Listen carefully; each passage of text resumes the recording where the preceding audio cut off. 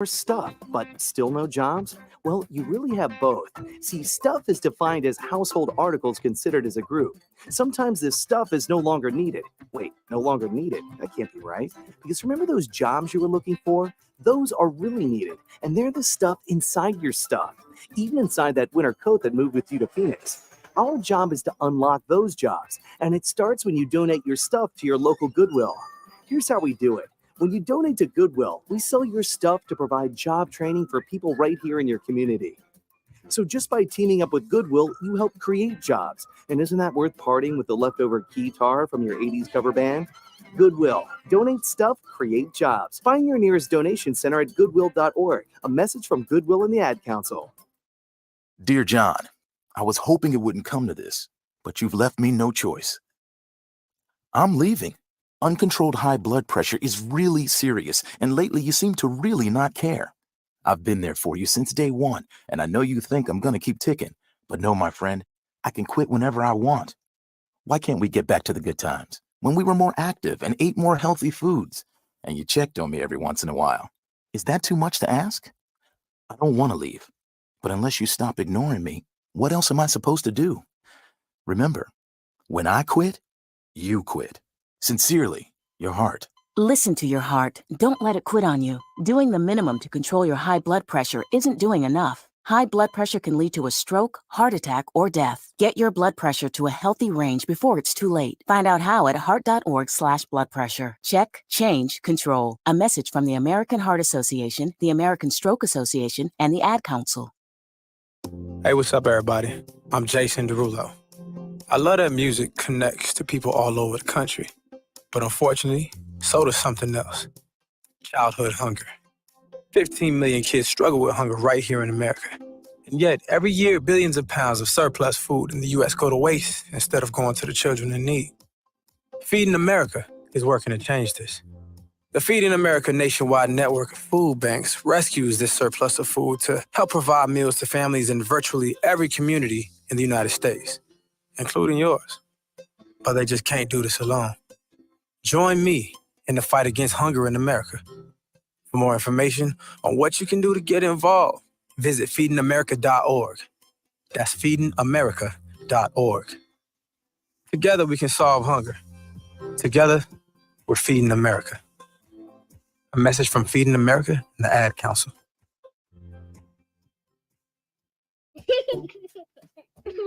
Hey, everyone. Let's all stop what we're doing right now and take a moment. That felt good, huh? Just like that, we had a nice, special sort of moment together. Of course, they don't all need to be quiet moments to be special. They could be loud moments, goofy moments, sporty moments, dorky moments, moments where we talk or walk or just hang out. It doesn't really matter. They all count. Because every time dads like us take a moment like that to spend with our kids, well, it's pretty momentous. Sounds like somebody agrees. So let's take a moment to make a moment. Today, call 877-4DAD-411 or visit fatherhood.gov. Brought to you by the U.S. Department of Health and Human Services and the Ad Council. Music is a bridge between the material and the spiritual. My name is Harvey Lauer, and I'm 82. As a blind person, you have to be aware that nobody can tell you what you can or can't do. You really have to try things. My folks got me a little radio in 1940, and that was the best Christmas present I ever got. When I was 11 years old is when I started to play music, play the piano, and then the accordion, and then the cello. My wife, who was also blind, was a good cook. When she died, that's when I started Meals on Wheels. America, let's do lunch. 1 in 6 seniors faces the threat of hunger, and millions more live in isolation. Drop off a hot meal and say a quick hello. Volunteer for Meals on Wheels by donating your lunch break at americaletsdolunch.org. This message brought to you by Meals on Wheels America and the Ad Council. Hi, this is Terry Crews, actor, former football player, game show host, father of 5, and all-around big dude. I'm also an expert on drama. I know all kinds of drama. There's the good kind that comes with having a house full of kids. There's the bad kind like season-ending injuries. There's the necessary kind like having an agent in Hollywood. And there's silly drama like the drama around my percolating pectorals. And then there's the drama you can skip. Skip the drama that comes with not having your high school diploma or equivalency. Find free adult education classes near you and finish your high school diploma. Visit finishyourdiploma.org. Or text diploma to 97779. Message and data rates may apply. Reply STOP to opt out. That's diploma to 97779. And leave the drama to actors like me. Brought to you by the Dollar General Literacy Foundation and the Ad Council. Adopt US Kids presents Multiple Choice Parenting. Your daughter just had her first breakup. Do you A, put yourself in her shoes? How could he do this to you? And for Sheila, she has split ends. B, console her? Oh, sweetie, this is going to happen a lot. 4, maybe 5 more times before you get married. C, take charge? Got to get this all straightened out. Keep a little talking to, man, mano a mano. Hey, Steve! It's now a good time? No? Okay, no problem. Bye. Or D, help her find a new boyfriend? I know a great place to meet boys. The internet. Nice, single boys. Never mind. How about some ice cream? As a parent, there are no perfect answers. But you don't have to be perfect to be a perfect parent. Thousands of teens in foster care will love you just the same. For more information on how you can adopt, visit adoptuskids.org. A public service announcement from the U.S. Department of Health and Human Services, Adopt U.S. Kids, and the Ad Council. This is you over 30 years ago. Are we there yet? Are we there yet? And this is your mom when you drive her back from therapy. Are we there yet? Are we there yet? Are we there yet? Roles change without us noticing, and in your new role, we help you help. AARP gives you the information to help care for your mom so that you can have patience with her, just like she did with you. Visit aarp.org/caregiving or call 1-877-333-5885 to get practical health and wellness tips to provide even better care for your loved one. Are we there yet? Remember, visit aarp.org/caregiving. AARP, we help you help. A public service announcement brought to you by AARP and the Ad Council. It's the Worldwide Sports Radio Network. What are you talking about? No, it's not him. There's only one more. There is only one more. There's that's it. One more. No! They saw your team put up zero effort. Wake up! Remember in the old days, they used to have oxygen for them. Where's the oxygen? Play like absolute just garbage.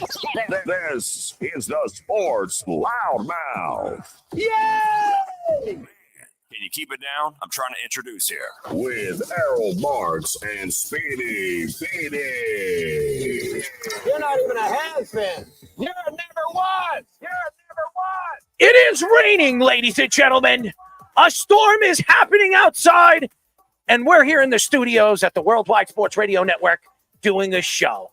As you know, you're listening to the Sports Loudmouth. I'm your host, Errol Marks, my co-host, Speedy Petey. 631-672-3108 is the number to call. You can go to our website at www.worldwidesportsradio.com. Check out all our shows throughout the week, including the Loudmouth, which airs every single Wednesdays and Thursdays at 7 p.m. All you have to do to tune in to our shows is go to our website at www.worldwidesportsradio.com.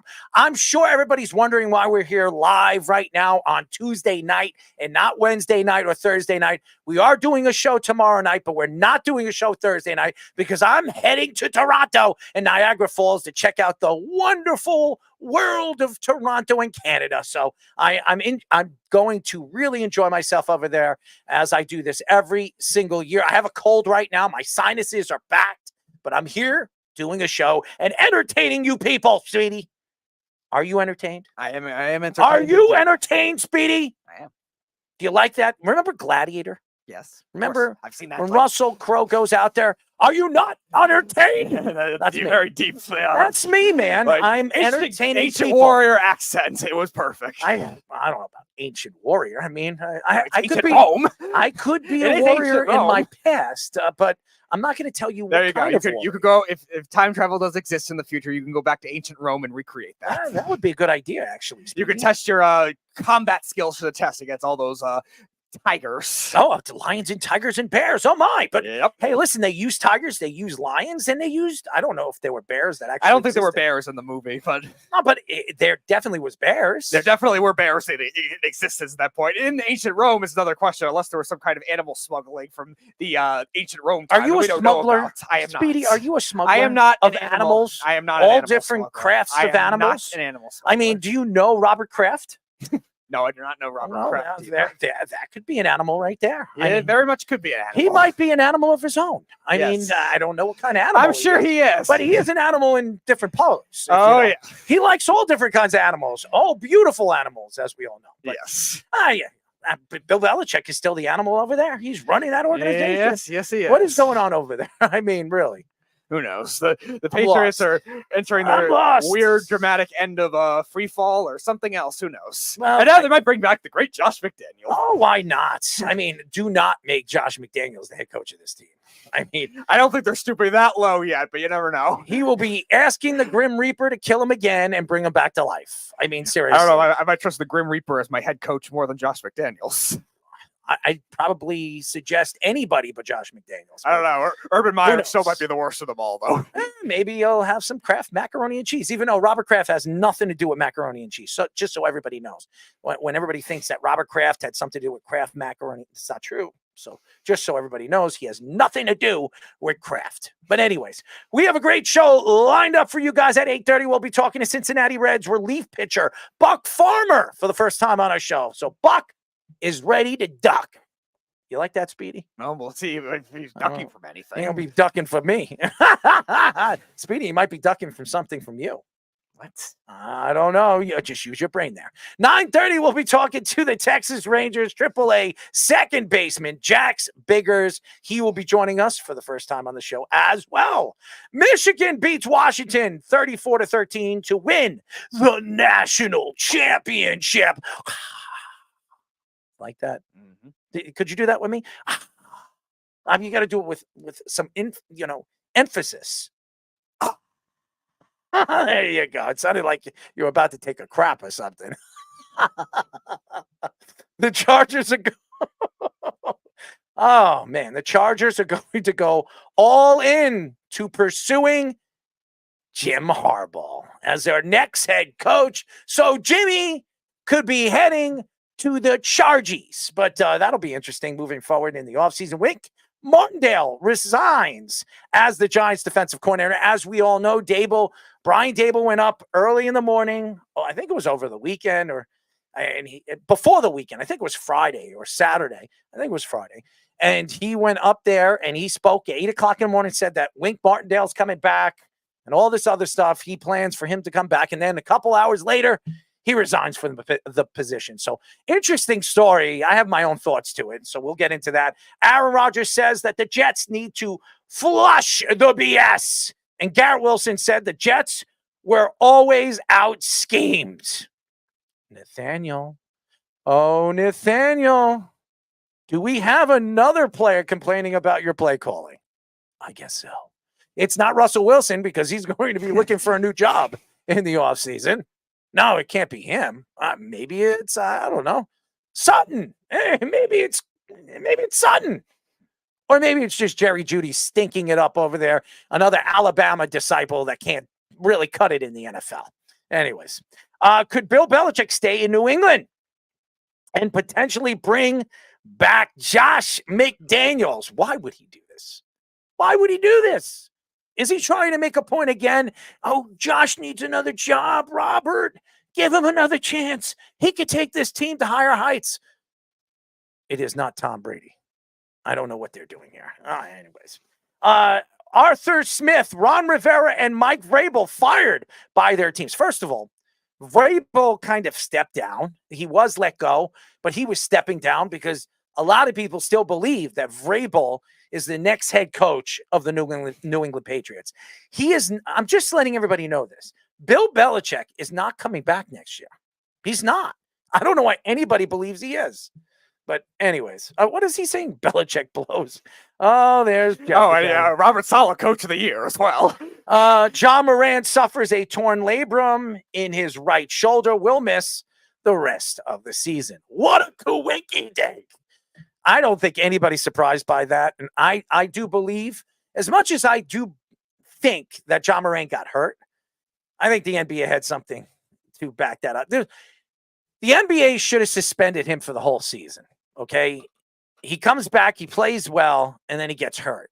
I'm not saying that it's scripted. The NBA is scripted. As we all know, we all know what the referee did in Dowdy. I think it's Donahue. That's his name. Donahue did, and there was a 30 for 30. So if you haven't checked that out, that was fun to watch, by the way. I don't know. Maybe Brad Allen is part of his operation now. Maybe he's being the NFL's version of Tim Donahue. Yes. But it will be very interesting to see the whole John Moran. And this is a big injury, by the way. Oh, yeah. So him coming back to be at his natural form, he could have problems with that shoulder for the rest of his career. So, and he's a high-flying, athletic kid. So I don't know how that works out, but we'll get into that a little bit later. Michigan defeats Washington 34-13 to win their first national championship since 1997. Oh, I like that. The blue is going to be goo. Anyways, Michigan had 303 rushing yards, the most rushing yards in the national championship game in the BCS era since 1998. J.J. McCarthy had just 140 passing yards, the fewest for a championship quarterback since our friend Greg McElroy from Alabama in 2010. Washington only had 301 total yards in the game and only 46 rushing yards. Michael Penix Jr. barely completed 50% of his passes and had 2 interceptions. Michigan is the first Big Ten team to win a national championship since Ohio State in 2014. This will likely be Jim Harbaugh's last game at Michigan, as 5 NFL teams are reported to be interested in Harbaugh to be their next head coach. Oh my God, this is a survival skill. For him, it's survival because he needs to run out of there as quick as he possibly can because there's so many things that are going to come out from Michigan that is probably going to hit the fan by the end of the season. I mean, stories. I mean, he was suspended for what, 3-4 games? 3 games. That was it. Something will come out and something will happen with Michigan. We all know the whole Pete Carroll story, why he decided to leave USC. He was not planning to leave USC, but when everything came out and the college was being, tortured and thrown around, Reggie Bush was going to lose his Heisman, which he did, by the way, never got it back. I don't understand that, but nevertheless, you look at all the accusations that they had over there in USC, there was a lot of questions and a lot of answers that needed to be answered by Pete Carroll. And you know what he did? He jumped ship and he went to Seattle, went back to the NFL, and then won, obviously, a Super Bowl, found Russell Wilson in the weeds, and there she blew. And created one of the greatest defensive teams in National Football League history. So, yes, I didn't say NFL. National Football League history. Here's what I saw in the game. I thought Michigan was going to win. I thought after watching what they did against Texas, a very good offensive team with a very good offensive-minded coach, there were a lot of questions going into the game if Michigan was going to be able to stop the high-flying power to be of the Washington football team. And I didn't say football commanders because I was about to say that. But Washington played a very good game against Texas, and everybody thought this was going to be more fun to watch and interesting to watch 2 great teams play against one another. Boy, oh boy, were they wrong. And the game was close all the way into the last couple of minutes of the third quarter, and then Michigan started to play Michigan football. And it's been a big problem for Washington all season long. They could not stop the run. They could not stop the run. And that pretty much showed me on what happened. Blake Corum was fantastic. 21 carries for 134 yards, 2 touchdowns, 59 yards. It was his longest run, which was unbelievable. I was watching. I think that was in the second quarter, if I'm not mistaken. But J.J. McCarthy did not have a good game. He will be a first-round draft pick, more than likely, a late first-round draft pick. And if Jim Harbaugh is obviously coming back to the NFL, I wouldn't be surprised wherever Jim Harbaugh goes to draft a J.J. McCarthy because he knows the kid. He's the one who scouted him.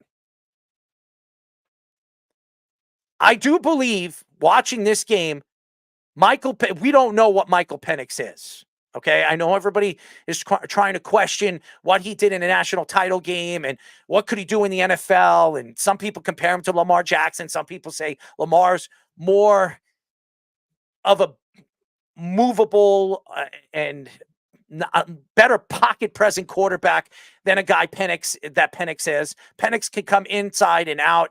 But what we saw in the Texas game is that he could throw the ball, he could be accurate, and he could throw over 400 yards and dominate the game.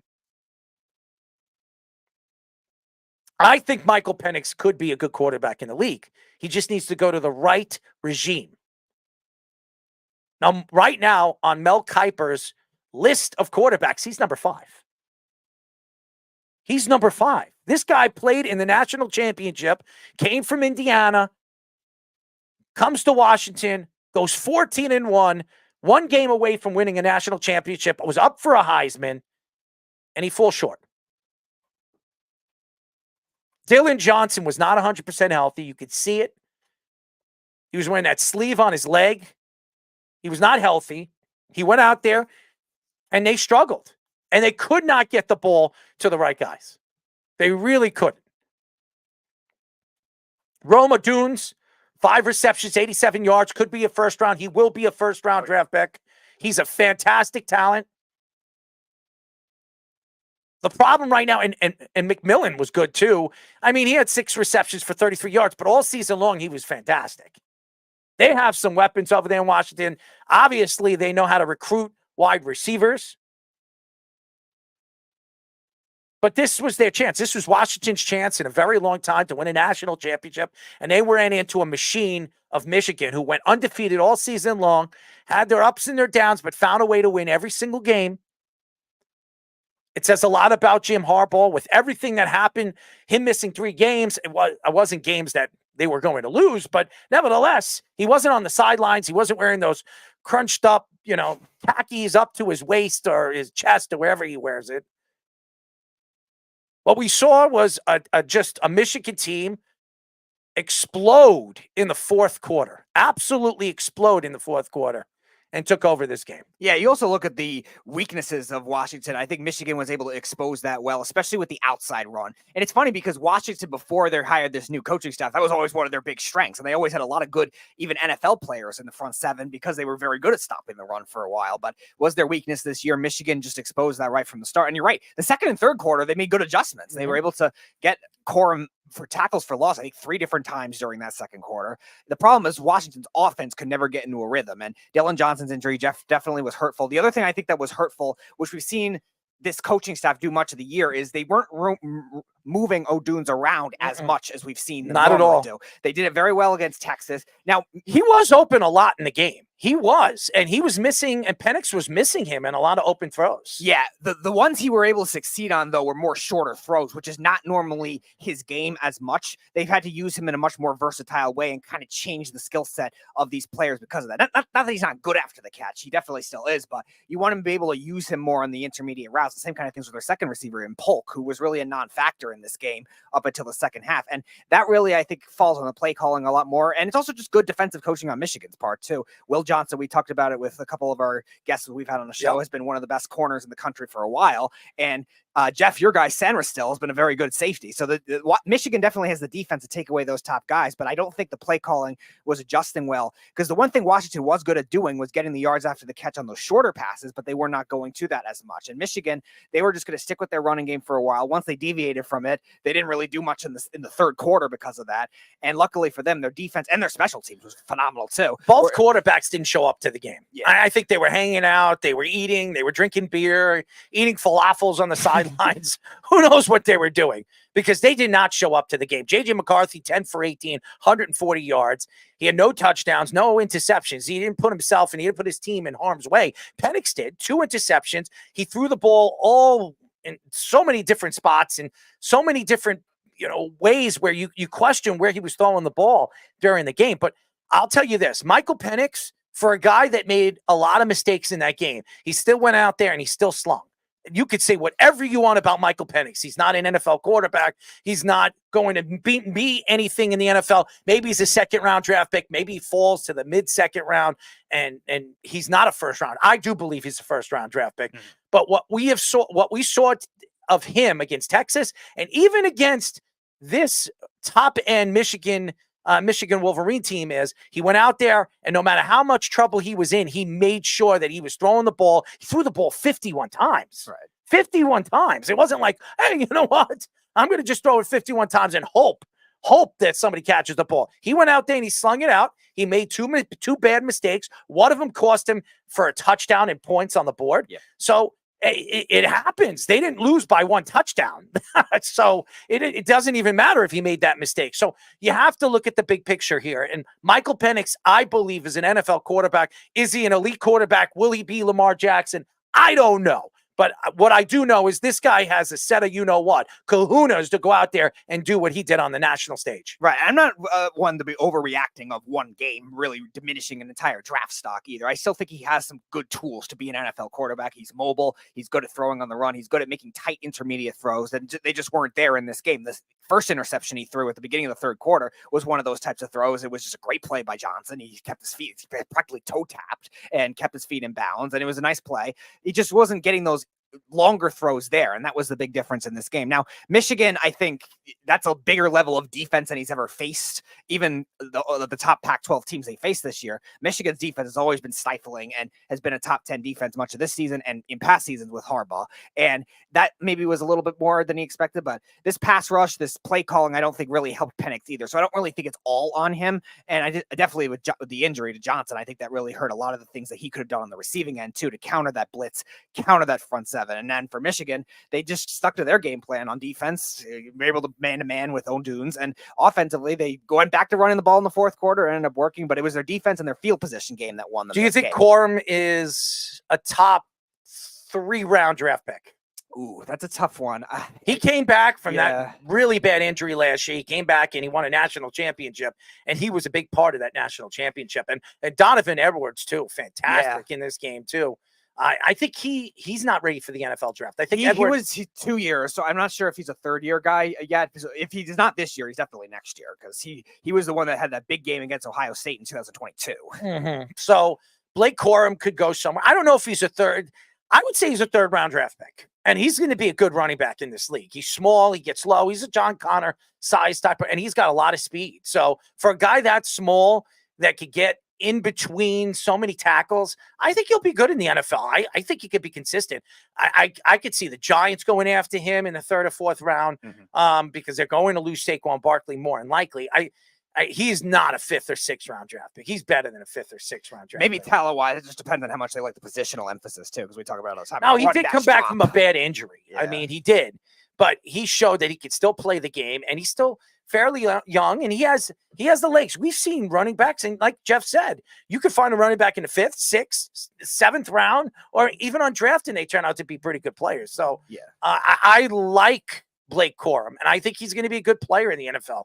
There's a couple other players that really stood out to me. I don't know what J.J. McCarthy is, but if Jim Harbaugh comes to the league, if he gets a Chargers job, he's not going to be drafting J.J. McCarthy. He'd be an idiot.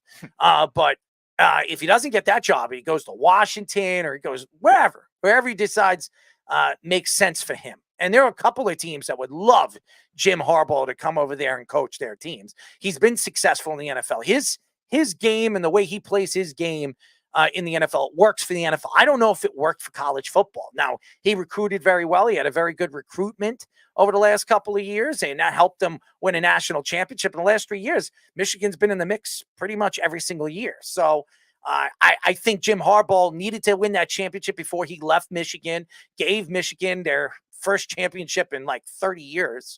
I mean, that meant a lot to him. That meant a lot to his family because they're all Michigan Wolverines. His father used to coach there. So it made a lot of sense. And John was there too, celebrating with them. So it shows you how family oriented the Harbaughs are. And I have to give Jim Harbaugh a lot of credit.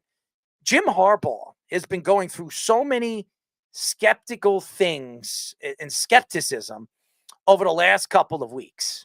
And he's been thrown to the wolves. He has been thrown to the wolves for all the things that's been going on in Michigan, but he's not the only coach that's cheated or have done stupid things over the years. No, especially now that they fired like 3 other staff members. Look at Rick Pitino right now. Oh, yeah. I mean, Rick Pitino goes to St. John's, but the only reason why he left Louisville is because of all the accusations that were coming out over there. Mm-hmm. So Pitino would still be there in Louisville if that didn't happen. Oh, they've been a train wreck since then too, Louisville basketball. I do believe that coaches got to get one step over all the other coaches because, yes, you need a good coach. Football especially, you need somebody that can run the helm, could be a leader of young men. But I can tell you this right now, you need the players around you too to win. And you have to be a good recruiter. And Jim Harbaugh's a good recruiter. Now, if he goes to the NFL, he knows who's coming out of the draft. He knows these players. So what is he going to do? He's going to help the team that he goes to, help them draft players that he thinks will fit his offense and his defense moving forward. And if they have a quarterback, the Chargers are the perfect fit for Jim. I mean, Justin Herbert there. I mean, and we'll get into the Jim Harbaugh thing because there's a lot of things that we can get in with Jim Harbaugh. And here it is. National NFL reporter Cam Marino reports that the Chargers are going to go full court press in pursuing Jim Harbaugh to be their next head coach after the national championship game. The Athletic's Mike Sando reports that a lot of the Chargers players would prefer Harbaugh to be their next head coach over the available candidates. Sando also added that Harbaugh would prefer to go to the Chargers over the Raiders, who wouldn't. Teams could start talking to Harbaugh now because he is not a coordinator affiliated with an NFL team in the playoffs. Coordinators that are on playoff teams can't interview until after the divisional round. The Raiders, Bears, Patriots, and Commanders have also expressed interest in Jim Harbaugh. Could you imagine him going to the Patriots? Harbaugh was 89-25 as Michigan's head coach, made the college football playoff 3 years in a row, and just won his first national championship. And he goes out into the sun, and he looks like the savior of Michigan Wolverine football. That's what he does. Mm-hmm. I mean, seriously, he did a Peyton Manning. And that's Peyton Manning didn't really do anything in the final championship that he won. But hey, he was there. He was on the field. He was the winning quarterback. Tom Brady was the backup quarterback at Michigan when they won. Well, there you go. I mean, he wasn't there. He wasn't there. I don't. No, he wasn't the starter. He was the backup. No, but he wasn't there that night. He wasn't there last night. Was he? I don't think. Oh no, he was in the press box. I thought. Did you see him? I'm pretty sure he was in the press box. I did see him. I did see John. He was sitting on the sidelines, and I saw a bunch of people, a lot of ex-Michigan Wolverines that were there, and some obviously movie stars and singers and anybody that's a Michigan Wolverine fan. I mean, I'm not, and I'm surprised our friend wasn't there. And you know who I'm talking about, Mr. Carl, as he was a Wolverine himself, and he was very happy. He was probably peeing his pants. I'm sure last night. I'm sure our friend John Jansen was there. Oh, absolutely, and he loved every bit of it. Oh yeah. Oh, he loved every bit of it. But it's something that says a lot about Jim Harbaugh, that he gave back to the Wolverines, something that a lot of people thought he wasn't. Over the last 4 years, he's fallen apart right on his face. How many times has Ohio State beaten them and pulverized them year after year after year, and finally figured it out? And now they're on a winning streak against Ohio State. I mean, it couldn't get over the hump. And maybe the last 3 years of his recruiting classes actually worked Mm-hmm. because Jim Harbaugh is the story. He is the story for everything that we are going to speak about today. And obviously the Aaron Rodgers story is interesting too. But nevertheless, he said some interesting stuff on the Pat McAfee show too. Oh, man. Aaron just likes to throw. I got to give Aaron Rodgers a little bit of credit for everybody. Watch Jordan Love, and everybody thinks they're praising Jordan Love, that he's some God's gift to the world because he threw 32 touchdowns and 11 interceptions. And everybody says, thank you, Aaron, for giving us Jordan Love. If anything, Aaron Rodgers helped Jordan Love develop.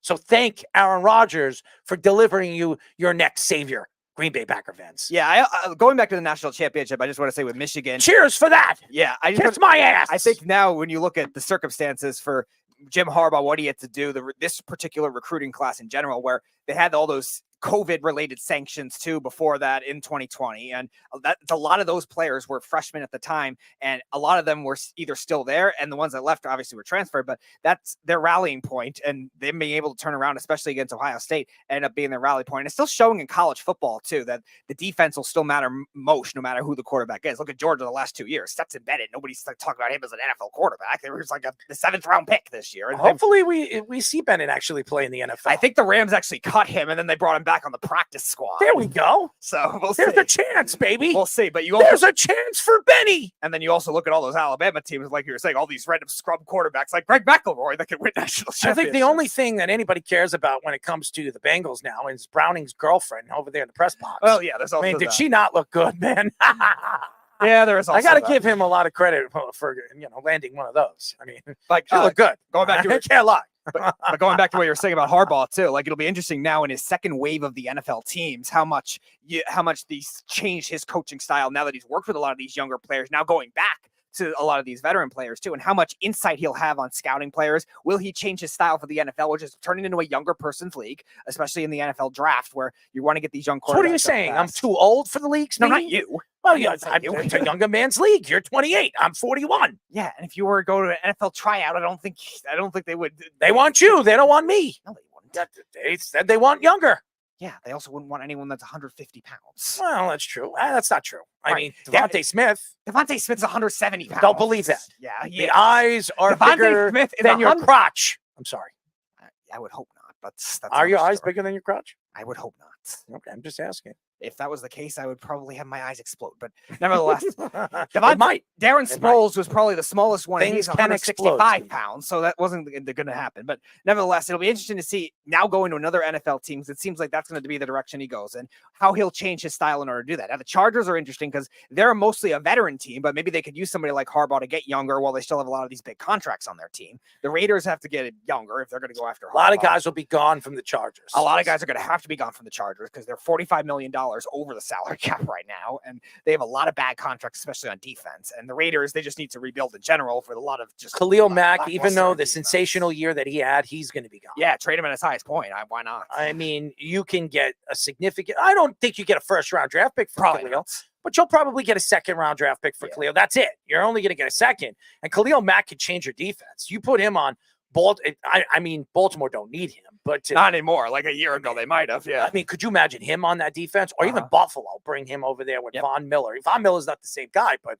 hey, we saw how many years. Look at the Cowboys, what they did. So over the years, I'm not saying the Cowboys were any good. I'm just saying they found a way for years. They had all those different guys, and even the Broncos.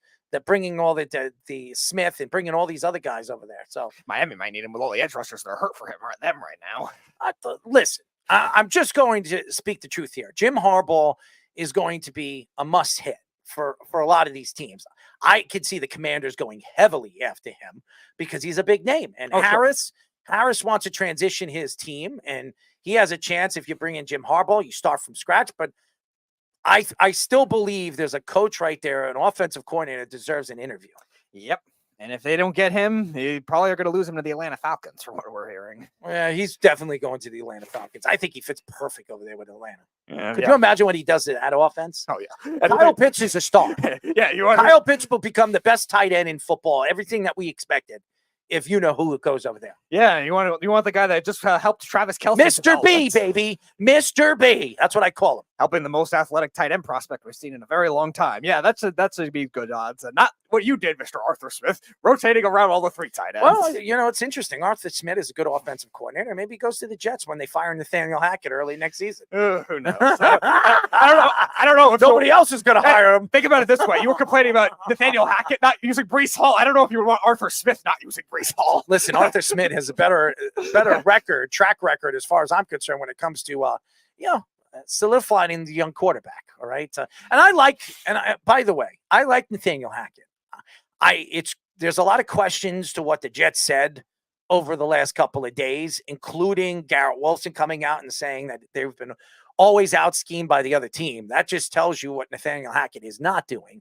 And I know he's going to come out and say that he wasn't throwing Nathaniel Hackett under the bus, but who are you throwing under the bus if you're bringing up schemes? The guy that's calling the schemes, Nathaniel Hackett. And Dalvin Cook leaving and going over to Baltimore, you're going to see why I still think Dalvin Cook has a little bit left in the tank. Well, yeah, there's a big difference in playing with the Ravens offensive line than the Jets offensive line. It doesn't matter. I mean, Dalvin Cook still ran behind a pretty decent line in Minnesota, but not a great line. It was a good line, but it was.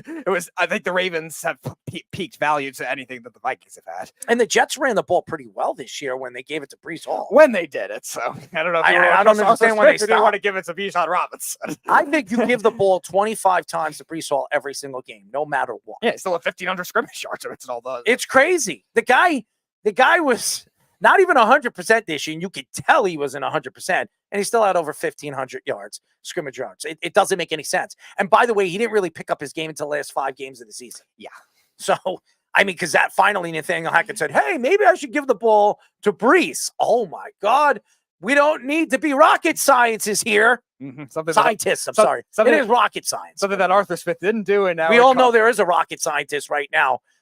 Coaching, a defense right now. Yeah, and in the NFL. That's not ideal either. But what do you think about that, Matt Patricia? Oh, yeah, he's ruining that team in a heartbeat. Speaking of Matt Patricia, Good we have job our for the Eagles. Speaking of Matt Patricia, we have our alleged Patriots fan that's making fun of Bill Belichick on the phone, and Jeff. Wow, Jeffrey, what's up, my friend? I gotta do it. I gotta eat shit. Michigan won a championship. It doesn't feel good. It does not feel good. They had to cheat twice in the premiere and avoid playing Georgia to do it. So it doesn't feel real, but they did it. Are you going to just praise them forever now? No, they still suck. Like they still are terrible. Like what did they do? They ran the football against a team that was like, I totally called this exactly how this game was going to go. And before you call bullshit on that, even ask your Michigan fan, Carl, because I told him what was going to happen a week ago. With college football, I agree with you.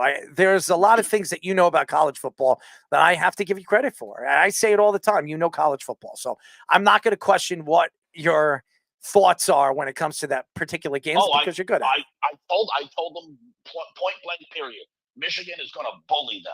That's what they're going to do. It's going to be like me versus the Bees. You're just going to get bullied. Poor the Bees. Poor the Bees. That's just what, right? Like, that's just what it's going to be. Like, Michigan is bigger on the line of scrimmage, both offensively and defensively. So they were just going to push them around. Like, no matter what award Washington's offensive line won, it was dumb, right?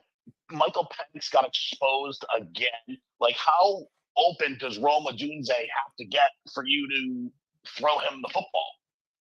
Because he was open by 15 yards, no one around him, and he overthrew him by 10 yards. I like that name. Bad on intermediate routes. I like that. That was tough for Penix to watch, which is surprising for him because he's normally good with those outside throws. Yeah, it was just embarrassing what he did. Like, honestly embarrassing. Like, he was honestly scared of Michigan's pass rush. Mm-hmm. And once they got better in the third quarter too, that Michigan pass rush really got it going. And Penix. What are you talking about? What are you talking about? Better? All they did was their best weapon they had was that dude Westover, the tight end. Yes, and that's because they weren't paying attention to him. Jalen Polk and Williams. And yeah, Polk would disappear completely. Yeah, they shrunk. And Michael Penix, when he had guys open, missed them constantly. And then threw a horrible pass that got intercepted, a great interception to start the second half. Yeah. But a horrible pass into that coverage, had no business throwing that pass. Like he's just scared. Like that is not an NFL quarterback. If you're scared of Michigan, you're sure as fuck going to be scared of even the Carolina Panthers. Well, there might be a couple of players going to Carolina by the end of this. No, they won't because they don't have any draft picks. Well, hold on one second. They don't have a first round draft pick. They have second rounds, don't they? Yeah, I think they got one, but right. But like this is how you have to look at it. Like in college, each team in the playoff will probably have 5 guys that play NFL football. Maybe a couple more, but around like 5 guys. That's it. It's 5 NFL players. That's who you have to face. 5. And if you can't beat 5 NFL players, you're sure as shit not going to beat 11. Well, that's true. And again, I'm looking forward to seeing what this is going to be like next year with 12 teams going and fighting for that national champion. That'll be fun. It'll definitely be something to watch. Something that we won't have to have the argument with Florida State not getting in. Like I was tired of having the who's 4, who's 5 argument year after year. Yeah, there's a lot of bad controversy with that. That'll just be the new who's 12, who's 13. Somebody else will be annoyed, but not as bad as 4 or 5. And think about this. Ask yourself a question. Seriously, ask it. Does Michigan win if it was 12 teams this year? No. Now it wasn't, and they still get a national title. That's fine. Do they still win if it's 12 teams this year? I think Georgia wins. I still think Georgia wins. Mm-hmm. Yeah, they were clearly the best team. They had one unfortunate loss and by 3 points. Yeah. Right, and didn't get in over 2 other teams that had 1 loss, which I think is a crock.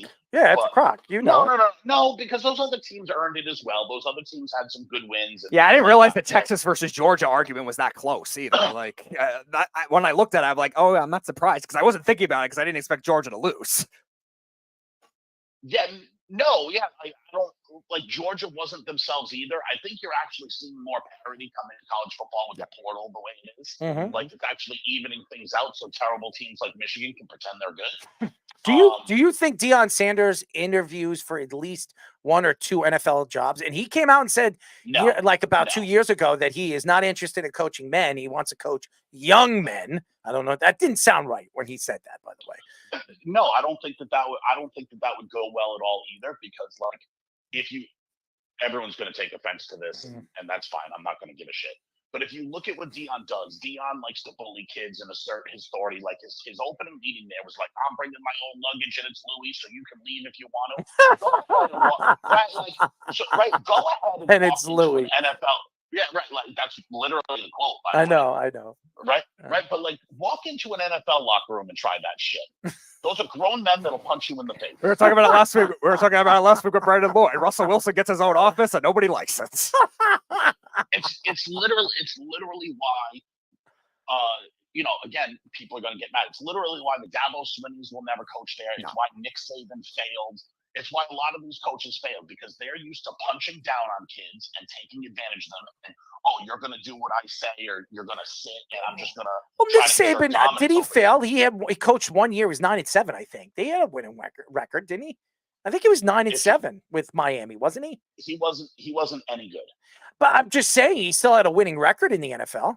So, and then he hightailed it back to college. Well, because he had a chance to coach Alabama. I'd be doing the same thing and become the greatest college coach of all time. But he could have gone to Lenore Ryan, and kids would have followed him there, and he could have won anywhere. I think so too. I do believe that too. So going to Alabama is bullshit, because Alabama isn't a school that you go to for the money. Yeah, they're paying him money, but they're not the richest school. He could have held out for Texas A&M or Texas and then taken all the money. So he just knew he couldn't hack it in the NFL. Well, 9-7 the first year, 6-10 the second year. Okay, it was the 2 years. I forgot the 6-10 season. And getting worse, by the way, because it was his tenure that basically drove the Dolphins into the world of shit for the next decade. Yeah, you got that. Am I wrong? Am I wrong? No, you're not wrong. Adam Gase might be the best coach they had for those 10 years. That's saying something. Mike McDaniels. Well, now, no, I'm talking about for the 10-year span he's talking about. Right. Yeah, I mean, look, like, great college coach, but that's because he can manipulate these young kids, because they for most of the time they didn't have a choice. Now what you see going on, like, look at Dabo Swinney can't just tell some kid, go sit down and shut up. He can't do that no more, because the kid has leverage, and he'll go, oh yeah, sit down and shut up. transfer portal. Pull your so- Pampers up. You're going to be crying after this. Right? Yeah. Like guys like Dabo Swinney don't like the fact that kids have leverage now. They don't like that. Like that's why he was fighting against it and crying about it because he couldn't tell. No, he he can make $9 or $10 million a year. But hey, if a kid could get $500,000 or $400,000, that's not good enough for him. Come on, it's such a. I love these coaches. To another school and get more. I love these coaches. They cry about all these stupid things. Right, but it's also not even about necessarily the money because all of the big schools are going to offer similar money to people. It's about the respect and the playing time. If you're just going to say to some kid, because all of these kids, whether they're deluded or not, all believe they can play at the next level. I just play a little bit, show what I get. Right, so that's what it's about. Like all these kids want to get on the field so they can show what they can do, and they're not going to be held hostage by a coach anymore because coaches used to do that to kids. Oh, you're not going to do what I said, dude. Go back to before the portal. Go back to the before the portal when you needed permission from the coach to transfer somewhere, and he wouldn't sign your paper if you're going to transfer in conference. That's not a thing anymore. Nope. You could do whatever the hell you want. Yeah. Right, exactly. So they're losing. That's why people like Dabo Swinney are the biggest bitches on the planet that don't like that they've lost complete control over someone's life. Is what it Lane is. Kiffin did the same thing, and now their star running back just transferred to Ohio State. Oh, poor Yeah, Lane. but he's getting so many more kids. Lane Kiffin's doing a really good job in the portal. Like I don't know if you're paying attention. I haven't done not the whole thing. I haven't seen the whole thing, but I know he did last year too, and like they were able to peak. Well, he's I like an them. NFL style quarterback coach. I mean, and he's a guy that knows how to coach.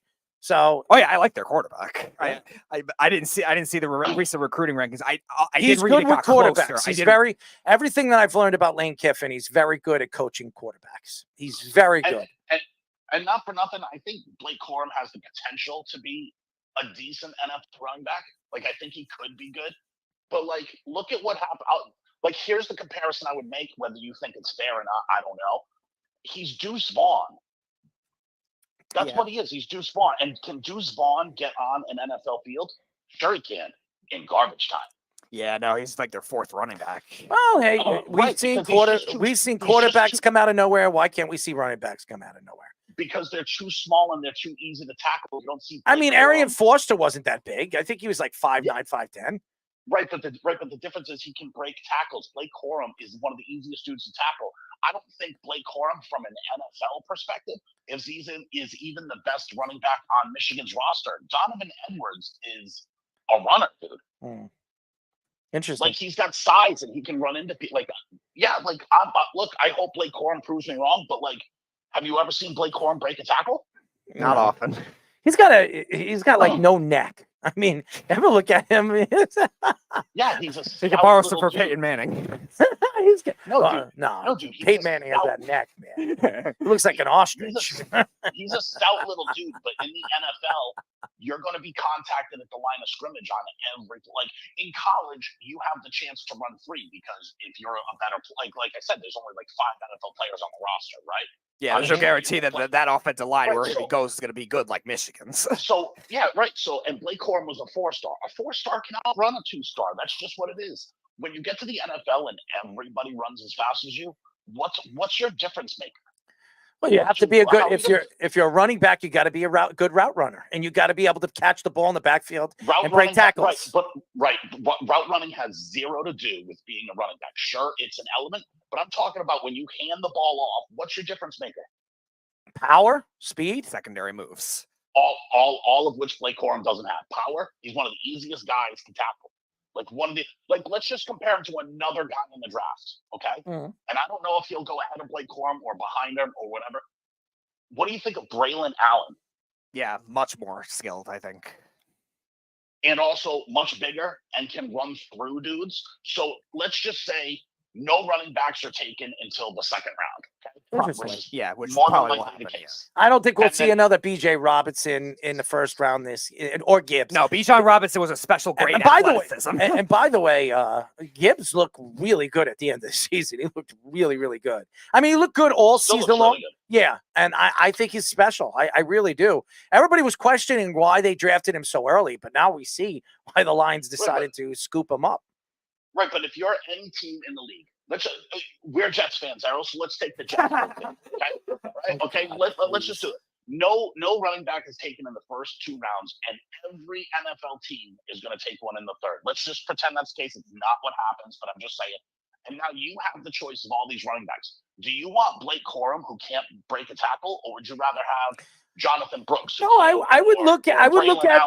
I think Blake Corum's a 4th round draft pick, late 3rd, 4th round draft pick, and that's what I think teams are going to look at, especially if he does well at the combine. If he does good, combine also means nothing. I know, but they look at the When was the last combine. time you've seen someone get tackled at the combine? I've seen a lot of guys jump from a 3rd round draft pick to a 1st round draft pick out of nowhere because of that Mike combine. Mamula, and he sucked because of that combine.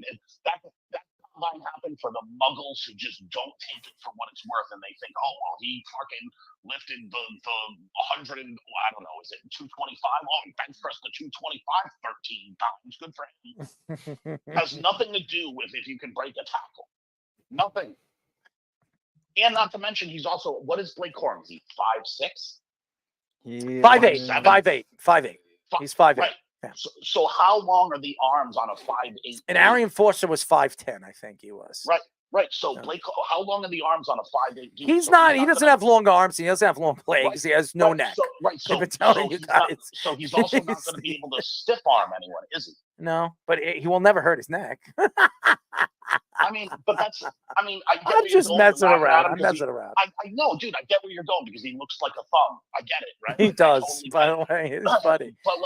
But he doesn't have attributes that are going to help him at the next level when everyone on every team, like regardless of what you think of some of the bad teams, the Patriots, the Panthers, the Bears. You know, regardless of you how- watch how who's going to good you draft think him. any of those teams are, The every Patriots are player going to on draft those him. teams- Right, but like you look at every NFL team, every NFL team has guys that are monsters. Every one of them. Now he'll be at the Chargers' 4th round pick when Jim Harbaugh goes there. No, I think I watch what's going to happen. He's going to go to the Patriots. He'll be drafted by the Patriots. Probably not. Screw you, Rob. But no, because the Patriots will probably draft a quarterback in the 1st round. Oh, they're definitely drafting a quarterback, unless And then they should spend the next 7 rounds because they have compensatory picks. So whatever the next 10 picks should all be offensive linemen, putrid on the offensive linemen. Yeah, we'll see if Bill Belichick will be the guy making those draft picks. We'll see. I don't know. He doesn't want to be the GM anymore, apparently. Hey, I think Honestly, Vrabel, I it's think a he's perfect lined up. fit right now. Vrabel now is a free agent. I think that's what's going to happen. Vrabel's the next head coach. Yep. I It think could, he but is. it could, but I don't necessarily think that that's the case. They gave Bill Belichick a lot I of would. money, and they may bring in Josh McDaniels back. And regardless of what you think, is Josh McDaniels is a head coach, and we all know he sucks. Yeah, he's also a good coordinator. He's Raheem Morris. Was Raheem Morris a good head coach? Not Was, really. Right, but he's a great coordinator, right? So maybe that's just his permanent role from now on. Maybe he's just a Rex Ryan that's a good coordinator and not a good head coach. I think Bill Belichick should just head on out of there and go somewhere else. I really do. I think this team, needs a new chief in town, and I think Vrabel would be a perfect fit over there. And I think Bill could go anywhere he wants. He has the opportunity to coach anybody who he wants. So I think what's a better situation than New England? the Chargers. Absolutely not. Absolutely not. We'll talk about this tomorrow. Call back tomorrow. We'll get They into have it. no. They We'll get have into it no tomorrow. weapons there. They have nothing there. We'll talk, I disagree, but we'll get into it tomorrow, Jeff. Thanks, Jeff. So congratulations to Carl, I guess. That sucks. I got to eat shit now. Oh, you're gonna eat And it? also, Are you really gonna eat it? no, we didn't make that bet, but I'm gonna have to hear from him now, which is these Michigan people. They really are the dirtiest people on the planet, aren't they? It's like a whole fan base of the Beeve. Just dirty, filthy mongrels. These people. Jeff, we'll talk to you tomorrow. All right, boys, go Jets. He's That's such what I an haven't heard in idiot. a while. He is such an idiot. Mongols. I have to say, he knows college football so very well. He knows everything about certain players. every single player, if you name a player, he knows something about him. So I have to give him credit about that when it comes to college football. Everything else, there's a lot of questions to his thoughts to it, but he knows his college football. There was no official decisions made on Bill Belichick yet, and Bill said it was too early to make decisions on his future because he's under contract. There is a belief that Belichick could stay with the Patriots as the head coach, but step away from and become the general manager as well and be the duties of the general manager. Many former Patriot players, including Rob Ninkovich, Devin McCourty, and Gronk, have said that they think he will likely stay at least one more year. I disagree. The Athletics' Jeff Howe reports that Josh McDaniels could go back to the Patriots as the offensive coordinator if Belichick stays. Reports say that Mike Vrabel could be interested in returning to the Patriots as their head coach if Bill Belichick retires or goes elsewhere. The Athletic Diane Rossini reports that the Falcons have significant interest in Bill Belichick if he leaves the Patriots. The Patriots were 4-13 this season, Belichick's worst record in a single season in 28 years of coaching. Oh my God. Josh McDaniels going back to the Patriots absolutely helps them offensively. But they have a good offensive coordinator in O'Brien there. A guy that's been successful as an offensive coordinator, a guy that's been somewhat successful as a head coach with the Texans. Why would you bring in a failure of a head coach in Josh McDaniels? Now, he did have Tom Brady, and he looked the best when it comes to offensive coordinating Mac Jones. But you're not bringing back Mac Jones. So why would you bring Josh McDaniels back? It would make no sense. And why would you bring back a crybaby, antic lunatic who doesn't know how to handle youngsters, doesn't know how to handle his own players, and pretty much runs players out? It doesn't make sense. Now, Bill Belichick has a better chance, and I disagree, and we'll get into it tomorrow. I'm sure he'll call up and argue his points. The Chargers have no weapons. That's not true. Mike Williams is a weapon. Okay, they have Eckler still there. Now, if they decide to move him, which they probably will, why would they move Eckler if they bring in a good offensive-minded coach, defensive-minded coach? And you know Bill Belichick likes to run the ball. Now, I know Eckler does. I know Bill Belichick doesn't like to pay running backs. Yeah. But, hey, Austin Eckler is a game changer.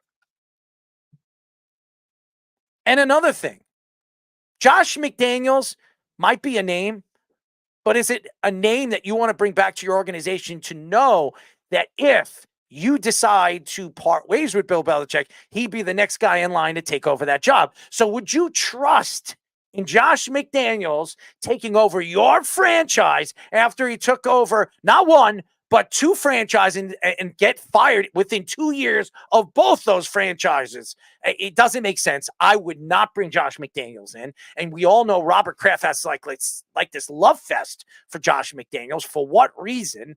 He decided to not take the Indianapolis Colts job, which shame on him, because at the time it might have worked for him. I don't know. If you're a Patriot fan, you want Bill Belichick to come back. And I think Bill Belichick is the greatest NFL football coach of all time now. And Lombardi is right there with him.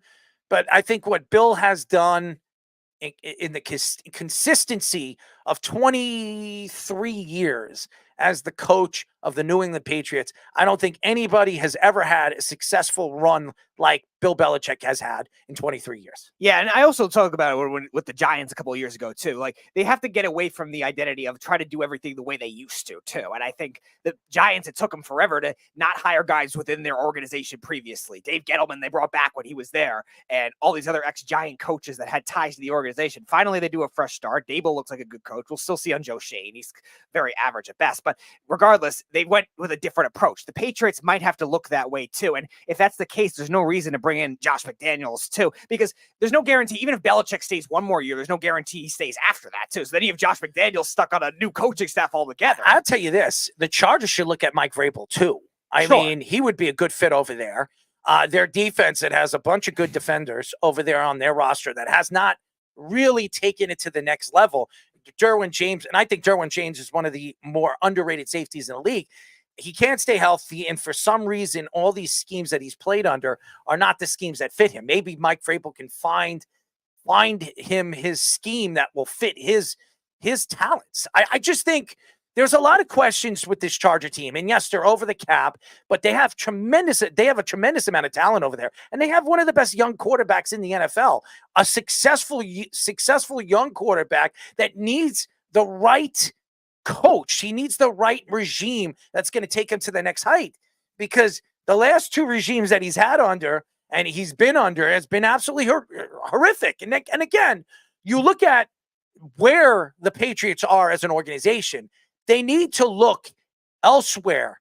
They can't keep bringing in guys that are going to run Bill Belichick schemes. Okay, I'm sorry. Mike Vrabel is not going to run the Patriots scheme if he goes there. Mike Vrabel's been a coach for Tennessee. He ran a completely different scheme over there. Now, their defense was a little bit somewhat like the Patriots, but he really built his defense from the front seven, not from the corners. If you look at Bill Belichick over the years, he always had good corners, and he didn't really build from up top. So, now, that's not all the teams, Jeff, and they did have good front sevens. I'm not saying they didn't. Vince Wilfork is a borderline Hall of Famer. Good linebackers, too. Yeah, and they did. They always had good linebackers. But where they really were dominant was the safety position and the corner positions. They always found corners, and they always ran his scheme as well, no matter if he was in a Bill Belichick defense. And then when he would go somewhere else, they would fail. So it works for Bill Belichick. It hasn't worked for other coaches. So I'm interested to see if Bill Belichick stays with the Patriots. I'm interested to see if Josh McDaniels comes over there with him. Why would they bring him there when they have Bill O'Brien? It doesn't make sense. What are you doing with Bill then? Are you moving him out? And if you are, I think the Jets should be in line to bring in Bill O'Brien. I mean, it doesn't make sense why they keep Nathaniel Hackett there. Well, it does, because Aaron, a.k.a. Captain General Lieutenant Rodgers, is running that organization right now. And I love Aaron. I do. I think Aaron Rodgers is a great quarterback. And to me, I think if the Jets could protect him next year, he's going to do wonders for the New York Jets. But here's the problem. If he's running the team, he's running the organization, it just shows you how incompetent the organization is. Right. And I go back to Mike Vrabel, too. Like, he is a good coach. He's definitely going to get another job. I also look at the Patriots, though, identity. Like, if you're trying to stick with that kind of way, like, why not just bring Belichick back? Like, it doesn't make sense to go elsewhere just in that same direction when we've seen these other guys fail in other locations too. Not that Vrabel's not a good coach. He's definitely a good coach, but there's no guarantee that he's going to be good again with this current Patriots team. And you look at what you were talking about before, them trying to bring in all these other ex-Patriot players, it doesn't work. They brought Malcolm Butler and Logan Ryan to that Titans team. They both flopped over there. And they brought Dion Lewis there. He flopped over there. Flopped like a turtle. And look at the Lions when they brought like a turtle. They brought in Patricia. They bring in Trey Flowers to a huge contract. I don't know if they flop. They might, but regardless, we'll spin them around. Jamie Collins they brought Spin them there. backwards. Fail. Duron Harmon. Spin them around. Well, that's up to like a dreidel. All right, we'll judge that on the next time we approach Hanukkah. But Instead of dreidel, turtle. I don't know. Made it out of clay. Ask Adam You Sandler. like that? He might know. I don't want him to sing about turtles unless he's a Why ninja not? turtle. Could you imagine Adam Sandler as a comedic ninja song about turtle? turtles? Could you imagine Adam Sandler as a ninja turtle? I probably could, actually. Yeah. Who do you think he'd be? He'd be the best ninja. Which turtle would he be? I don't know. Take a guess. I mean, I would say Michelangelo. Okay. Because Michelangelo's the funny one. All right, there you go. See, Adam Sandler, Cowabunga. Michael Sangelo. There you go. I don't know about that. That doesn't Michael Sandler. doesn't fit. No, It doesn't fit. Michael Sangelo. Somebody needs to smack you around. We'll go with that. But either way, when you look at this Patriots team, if they're going to go with an all-fresh start, go with an all-fresh start. If you're going to still stick with the Patriots way, Robert Kraft, just do Bill Belichick. Mike Vrabel will get another job somewhere else if he doesn't go to the Patriots. I do believe he's enticed by the idea, obviously, but I just don't think he has the right now ability to hire Josh McDaniels and just try to Right keep that now, going. hey, there's no tomorrow. Who sings that? Sammy Hagar. That's no. Well, Van Halen. Van Halen. There you go. but it's when Sammy Hagar. I'm not a singer, ladies and gentlemen. I don't want to scare you guys away, but I know some music. I am a DJ. I'll spin it, and I don't know if I would spin Van Halen. I mean, I'll play Van Halen, but spinning it is going to be hard with the solos of Eddie Van Halen. Love it. As far as Bill Belichick going elsewhere, I definitely think it's a strong possibility. I mentioned Washington definitely could use a real culture change. Atlanta, I'm telling you, Vrabel's the next head coach out there. With the Patriots, I do believe it's going to happen too. I just don't know how much it's going to work to the level that Robert Kraft is thinking it's going to work. And they better hope that they can bring a good offensive mind and make it work. Because everyone likes to make the argument of, oh, you need an offensive coach in today's league, which is not necessarily true. But you also just need a more innovative offensive coordinator, a modern era, especially at the number 2 pick now or number 3 pick. They're going to be drafting a new quarterback. Well, we don't know that because the 2 quarterbacks could go off the board 1 and 2. Well, yeah, okay, but most likely the Patriots are going to end up. I mean, Washington's definitely drafting a quarterback, right? And so is the Chicago Bears. It looks like. So you're talking about Williams going 1, and probably Drake May going 2. Okay, so let's even say that. Am I happens. wrong? Let's say that even happens though. The Patriots are not going to keep Mac Jones just because of that. They might I would trade draft Marvin Harrison Jr. Fine, number but 3. even so, then you were looking for the trade market for one of the other quarterbacks that could be available. Maybe Justin Fields gets traded to the Patriots or something like that. The Patriots are never one to go after those star wide receivers early. So, and by the way, they're terrible at drafting wide receivers. But that might change if Bill Belichick's not there. Bill Belichick, if they bring in a new GM that might have a strength of wide receivers, they might go that direction and say, all right, maybe we're going to go draft a wide receiver or draft a quarterback to help these other wide receivers out. So it's just something that they need a quarterback. They have to commit to one method. If Robert Kraft's going to go back to the quote unquote Patriot way, keep Bill Belichick one more year. You want to bring in Josh McDaniels, fine, whatever, but don't expect it to work. I think you bring Vrabel in there and you bring Russell Wilson. Okay. That's what I think. I think Russ can run his offense. Vrabel likes to run. And by the way, he brings Derrick Henry there too. So if you have Derrick Henry and Russell Wilson, you have a pretty good, prolific offense. And then you can start building, right? You bring Marvin Harrison Jr. there. I mean, you're set, man. Right there. You got your speed wide receiver on the outside. You have a running back that'll run through you. And you have Russell Wilson doing what Russ does. So hopefully hanging out with Ciara, but maybe puts up the number. By the way, Ciara looks good, man. She looks good. You like that? You like the butt shaking? No, I don't care. You don't like the butt shaking? I don't care. Have you ever seen Ciara? I don't care. I know what she looks like. Do you like what she looks like? Yeah, okay. She looks I don't good, really right? care. Sexy? Yeah, fine. Sexy, beautiful. I don't care about watching her butt cheek. What are you talking about? The butt cheeks? Okay. The butt cheeks. I'm sorry, I said the bust cheeks, but hey, maybe the bus is planning to build the cheeks, right? All right, ask Jerome Bettis. I don't know. Well, hold on one second. Don't attack the bus in that way. I mean, he is. You brought it up. I didn't say Jerome Bettis. I said a bus. You said a bus cheek. You know. You said the bus. Okay, the bus cheeks. Okay. Okay. Fine. You like that? No, not really. But oh no, busty cheeks. Anyways, the New York Daily News reports that the Giants and defensive coordinator Wink Martindale resigned from the team. There was reports of ongoing tension between Wink and head coach Brian Daboll, lasting allegedly over the last 2 months of the season. Daboll said he was surprised as he was expecting Martindale to come back. The Giants defense was tied for the NFL lead in turnovers with the Bills, but were 29th in sacks, 27th in yards per game, and 26th in points per game. Wink is expected to get some head coaching interviews, but is more than likely to become a defensive coordinator elsewhere. Interesting.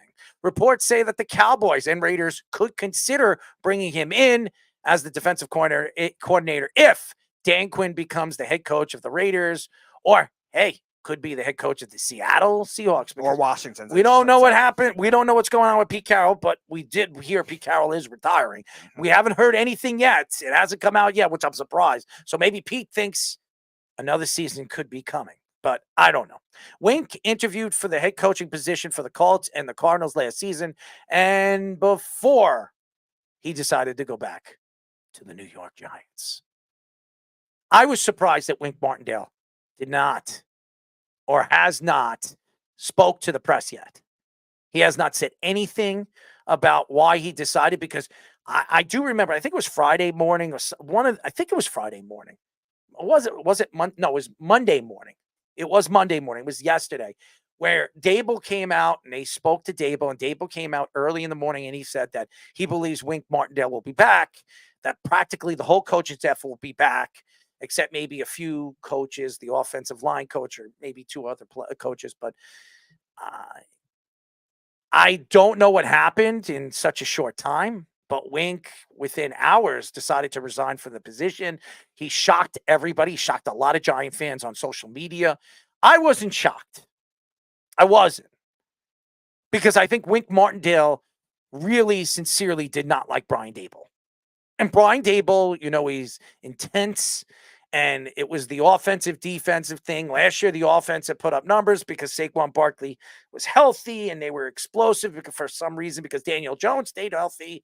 And they added nobody at the wide receiver position in the offseason. I don't want to hear about what's his name again, the kid Hyatt. We don't know what Hyatt is going to be. And half these wide receivers that the Giants have drafted, Robinson, he can't stay healthy. They bring back Sterling Shepard from an torn ACL. He stinks. There's nothing there. Darius Slayton was their leading wide receiver at 700 and some odd yards. Your best wide receiver at 700 yards. There's a problem there.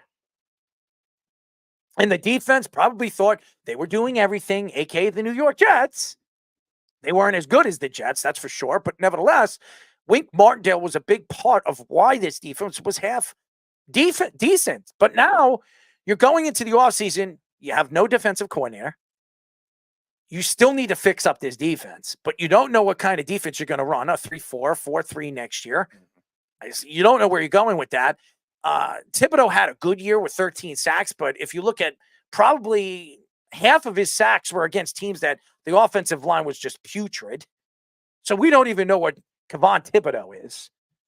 And now you're going into the offseason and wonder, are they going to clean up their offensive line? Are they going to draft a quarterback? Are they drafting a wide receiver? What the hell are they going to do in the draft? And is Joe Shane the guy to take this team to the promised land? Yeah, and this defense is kind of drafted and built for that kind of scheme too, because you look at Ojulari was a 3-4 guy at Georgia and was drafted in the first round pick, has strived when he's been healthy in a 3-4 defense. Same kind of thing with Micah McFadden, who I've liked this year, actually better in coverage than expected. When he was at Indiana, it was all 3-4 defenses. Now, obviously, the secondary players is a little different because corners and safeties are supposed to learn like every other type of defense too, but you don't really have as much player types for that. But still, in this front seven that was already having trouble generating pressure as it is, even in a blitz-happy scheme, it's going to be hard to be able to do that when you have to go to the other extreme of a offensive or defensive coordinator that doesn't blitz as much. And you saw the Giants do that with James Betcher. They went from a blitz happy scheme, then Patrick Graham, they come in 2020, did well, but wasn't as blitz happy. Can that kind of thing happen right away now that Wink is gone? I do believe Wink will end up going somewhere else. There's a lot of teams that'll be interested in him.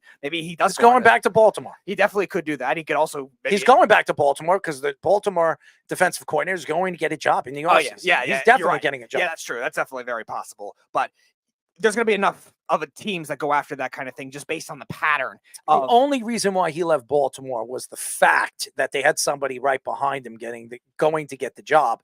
And him and Daboll actually had some kind of relationship over the years.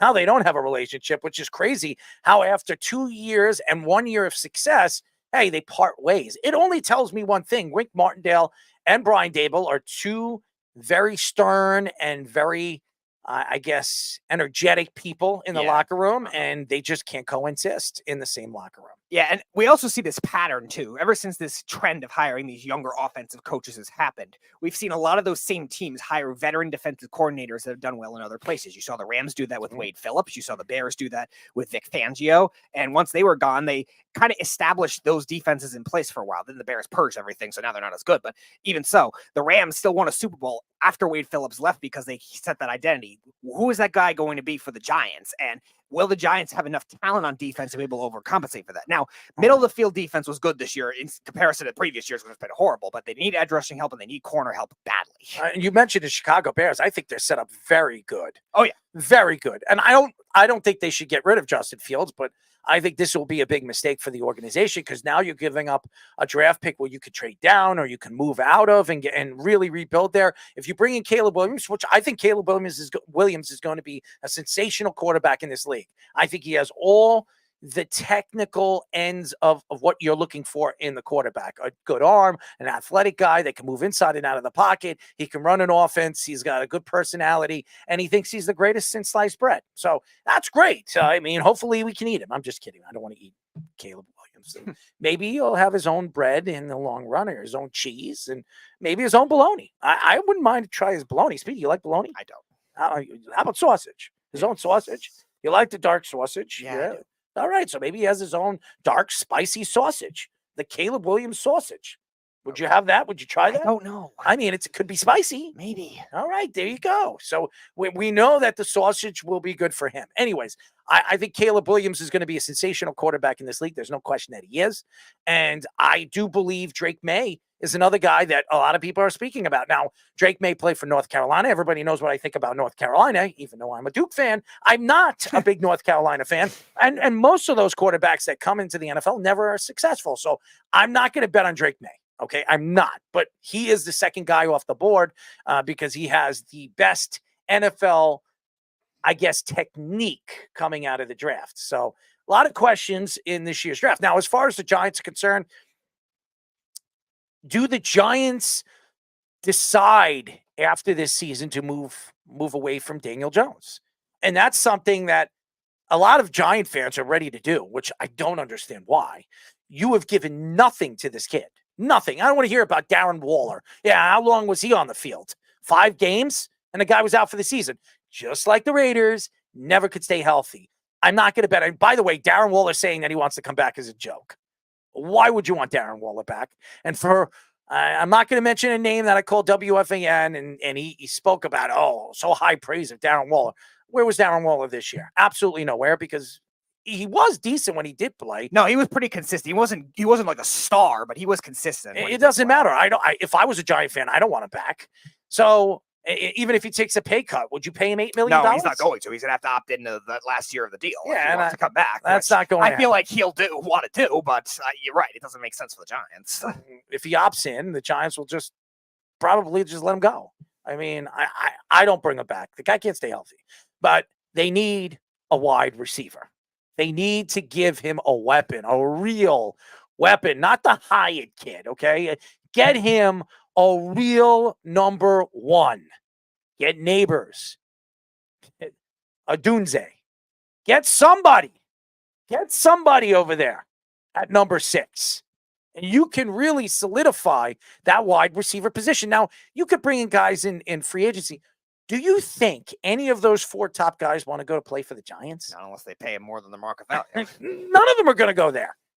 They'll go to the Jets because of Aaron Rodgers. That's what's going to happen. They're going to go to teams where they believe they have a chance to win. That's the whole point here. If they're going to take less or go somewhere where they believe that they can win multiple championships or maybe even just one big championship in the next 2 seasons. So, go ahead. And I was going to say, especially since we don't know what the defense is going to look like, the offense is going to have to even overcompensate even more because Brian Daboll, it's kind of his fault, obviously, the tension with him.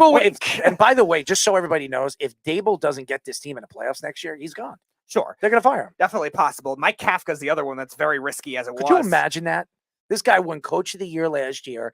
Everybody was talking about him, about being the next thing since sliced bread. He's the quarterback. I'm one of them. Thinks that he's the quarterback whisperer.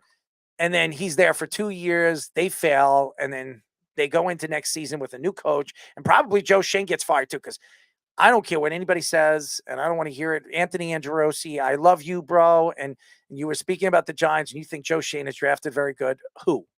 Who has he drafted? What has he drafted that really stands out? And don't give me Robinson because the guy can't stay healthy. No, Robinson is a gadget player. Like they're not going to trust him to be a second-round value as a number 2 option wide receiver. He's a gadget player. He played well at certain games at the end of the season, but you can't build on that. You probably need 2 receivers at this point. Go along with Hyatt and Wandell, and that's it. Like cut everyone else who was on the team this year for the love of God. Like Darius Slayton, he is what he is. He's a random 125-yard games and he'll disappear for a month type of wide receiver. Speedy's favorite. Sterling Shepard is old and he's a slot type. You could find He those. disappears. You could find those pretty easily. And this offense is going to need a lot more on the offensive line and the wide receivers in quantity too. And they're going to have to spend that money very wisely if they let go of Darren Waller, which seems like they're going to. Saquon Barkley, we'll see, because he doesn't want to play for another franchise tag. You better make up for that in quantity because you're not going to get as much on defense this year the way you were with all these turnovers. There were 2 coaches officially fired on Black Monday, with the Commanders firing Ron Rivera and Falcons firing Arthur Smith. Antonio Pierce has not been given the official title yet of the Raiders, but Adam Schefter reports that he is expected to remain as a head coach for the Raiders. I don't believe that. The Raiders will most likely go back to Pierce unless they are wowed by Jim Harbaugh, which they probably will be. The Falcons fired Smith after an outburst after the last game of the season versus the Saints, screaming at head coach Dennis Allen for running up the score, which, by the way, he had every right to be upset about because he definitely did. And Dennis Allen looked like he was about to crap his pants. He looked like his pants were filled. I mean, after Arthur, could you imagine Arthur Smith? And I don't know if anybody knows Dennis Allen. He is a small guy. Okay, he is a small guy. When Arthur Smith went up to him, he looked like he took a dump in his pants. It looked like it was hanging. And usually you see Dennis Allen run out, kind of like, not like Mike McDaniels. I mean, that guy, he jets. I mean, that guy's faster than half his wide receivers. I mean, he can't stand on a stool, but hey, well, he has to stand on a stool. But nevertheless, I was very surprised that Dennis Allen did that. He's a very classy guy, and you wouldn't expect that. But owner Arthur Blank was also disappointed in Smith's usage of Kyle Pitts and Bijan Robinson. Not surprised. The Falcons are very interested in Bill Belichick and Eric Bieniemy. I think it's going to be Bieniemy going there. Rivera was fired after a 4-13 season and a 26-40-1 record in 4 seasons in Washington. The Commanders have expressed, and by the way, the Commanders have expressed interest in big names such as Jim Harbaugh and Bill Belichick. Not surprised. They are also interested in Lions offensive coordinator Ben Johnson, Cowboys defensive coordinator Dan Quinn, and both Ravens coordinators and Todd Monken and Mike McDaniels. McDonald, I'm sorry. I almost said McDaniel. I mean, they wish. I have McDaniels in my head. I mean, I'm losing my head. They wish. I mean, he might be crapping in his pants after what happened over there. They had a shot to hire him. He was on their own coaching staff in 2013. I mean, he was They fired could've in the done middle it. of the season. Good job to Josh McDaniels. The great Washington coaching staff in 2013, and they went with Jay Gruden. I think Eric Bieniemy is the perfect coach right now for the Falcons. I think he'll get the most out of Kyle Pitts. I don't know what has gone on with this Falcons team over the last couple. You draft Kyle Pitts, and this guy is open a lot. And he's big. He can run routes. He's strong. How are you not using this guy as a weapon? He's not even blocking. He probably had just as many snaps as their backup tight end did this year. Oh, yeah. Jonnu Smith had like 7 touchdowns, I think. I mean, it's ridiculous. How do you just give up on a guy that's 24 years old and has a tremendous talent about him? He's got the size, the athletic ability. He can jump. He could do everything. His first season, he was unbelievable. And then you decide, hey, I'm not throwing him the ball. I'm not giving him the ball. He's Kyle Pitts. So his pits probably smell. I don't know. He's got hairy pits. I don't like him. And Bijan Robinson, what was he doing in the final couple of games of the season? I mean, play the kid. What are you doing? This guy is in the first 5-6 games of the season. This guy was the best running back in football. And then all of a sudden, you know what? We don't need him. We don't need him. Plus, that mysterious illness. We got Desmond Ritter. That's what we got. We got Desi Ritter, Cincinnati. There's also that great mysterious illness game, which, by the way, the Falcons and Arthur Smith both get fined for, too. Listen, I think Arthur Smith is another guy that's a coordinator. He's a good offensive coordinator. He's just not a good coach. He's just not. And he'll go somewhere, and he will build a good offense. I believe Arthur Smith is a good offensive mind. We've seen these guys. They just can never coach a full team. And that's a huge problem because there's not many coaches that could do that right now. Sean Payton, Bill Belichick. Mike LaFleur has been very impressive this year. Matt LaFleur has been very impressive this year. I have to give him a lot of credit what he's done with Green Bay and Jordan Love and that defense that's been up and down all season. I got to give Matt Their LaFleur. coordinator stinks, but yeah. Sean McVay. Yes, of course. Sean McVay is a good coach. I think we have to say a lot about Mr. Campbell. I think Campbell he's been efficient and he's been a good coach. He's found these his offense and defensive coordinator are going to probably not this year. Ben Johnson could have a job. He probably will. He wants $15 million a year. He's not going to get that, but you want to pay him $15 million? He's just, I want $15 million. What's next? He wants to own the team too. Oh, perfect. Seriously. Caleb Williams and Ben Johnson, a match made in heaven. Maybe you need to spank his ass, Speedy. No, I don't. He can give you some of that million. I don't care. I mean, he'll give you $500,000. I don't care. I have $500,000 a year. You wouldn't spend. I'm not getting exposed publicly for money. $500,000. It wouldn't be so bad, would Yeah, it? really. You just bend over. You're the and shake shameless hands. one. You do it. Oh well, if he gives me $500,000, Yeah, you I go might do have it. to bend over. All right, you go do You it. might have to smack my ass. Go ahead. I mean, every year I just bend over and say, "Listen, you can smack my ass. You can't touch me anywhere else." You don't like that, Speedy? I don't care. What you is do wrong it with if you want. $500,000. You You can do it if you want. You know, what is it going to take you to do it? $1 million? I'm not getting involved in that publicly. Oh well. I mean, it's money, man. I don't care about money that much to do that publicly. Well, it would be free for you. Anyways, Bill Belichick could stay with the Patriots. I think he goes elsewhere. I think there's a good chance he goes to the Chargers. I still believe that the Chargers are the number one team for Bill Belichick. Now, Jim Harbaugh is a name. He is definitely taking it. I'm just letting everybody know Jim Harbaugh's taking a job. One way or another, he's getting a job in the NFL. He is not going back to Michigan. He'd be stupid to go back to Michigan. Yeah, Michigan's gonna have to wow him with like a record-setting contract. And to me, he did get a contract by Michigan a couple of He years did, ago. but Still I- under I- contract. Yeah, but I think at this point, now that he's won a national championship, he's gonna He have to doesn't get the have anything largest. to prove. Yeah, he's gonna have to get the largest contract for any coach. he's leaving Michigan. He wants to No, go I back. do think so He too. won a national championship. He wants to win a Super Bowl. He's been in a Super Bowl, but he wants to win a Super Bowl. And I think Right. that's where he's looking now.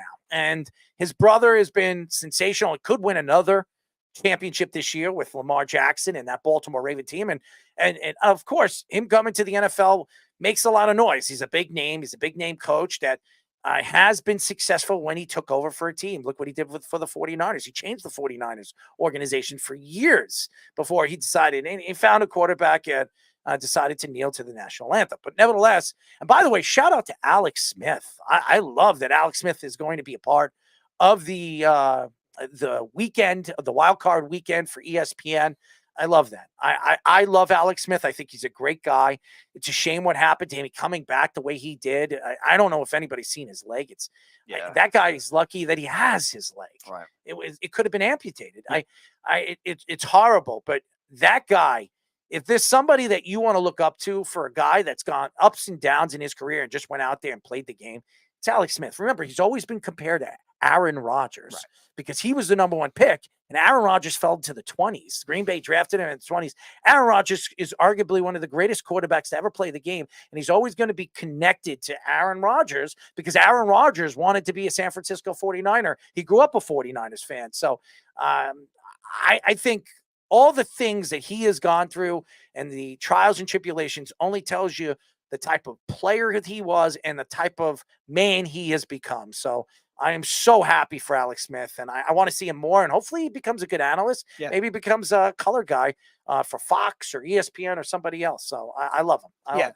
And you look at we talked about the Falcons and the Chargers comparisons earlier. Like, I think the two teams are very similar in terms of the types of coaches they've hired in the past. And they've had similar problems. Both of them have choked late in games. Both of them have had issues in the playoffs at certain points. Obviously, Atlanta went to a Super Bowl. The Chargers didn't. But nevertheless, they're in very similar spots where we're waiting for that ownership to make the move of hiring that big name head coach. And I think the Falcons, who could have hired Bieniemy at the time in 2021, now realize that that kind of thing is now possible again with him leaving Washington most likely. And Washington with new ownership now too, you have to expect them to go after a big name. Dennis Allen would have probably been fired. Dennis Allen, I think, should have been fired. He should have been fired. I mean, but him winning that final game, it just gave the Saints another year with Dennis Allen. I don't know if you want Dennis Allen if you're a Saints fan. No, you should, because they have not been good since Sean Payton and Drew Brees. Right. They have not been that team. Now, he's a defensive mind. He's a good defensive coordinator.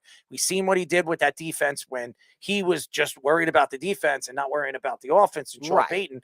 I just don't know if he's a head coach in his league. And like I said, there might be a hand and a half right now that are, I would say, are good coaches in the league. It's crazy. John Harbaugh, he was a special teams guy. He really turned out to be a great coach. He really has. And Mike Tomlin, another great coach, a leader of men. And I like that about Mike Tomlin. And I'll tell you this right now.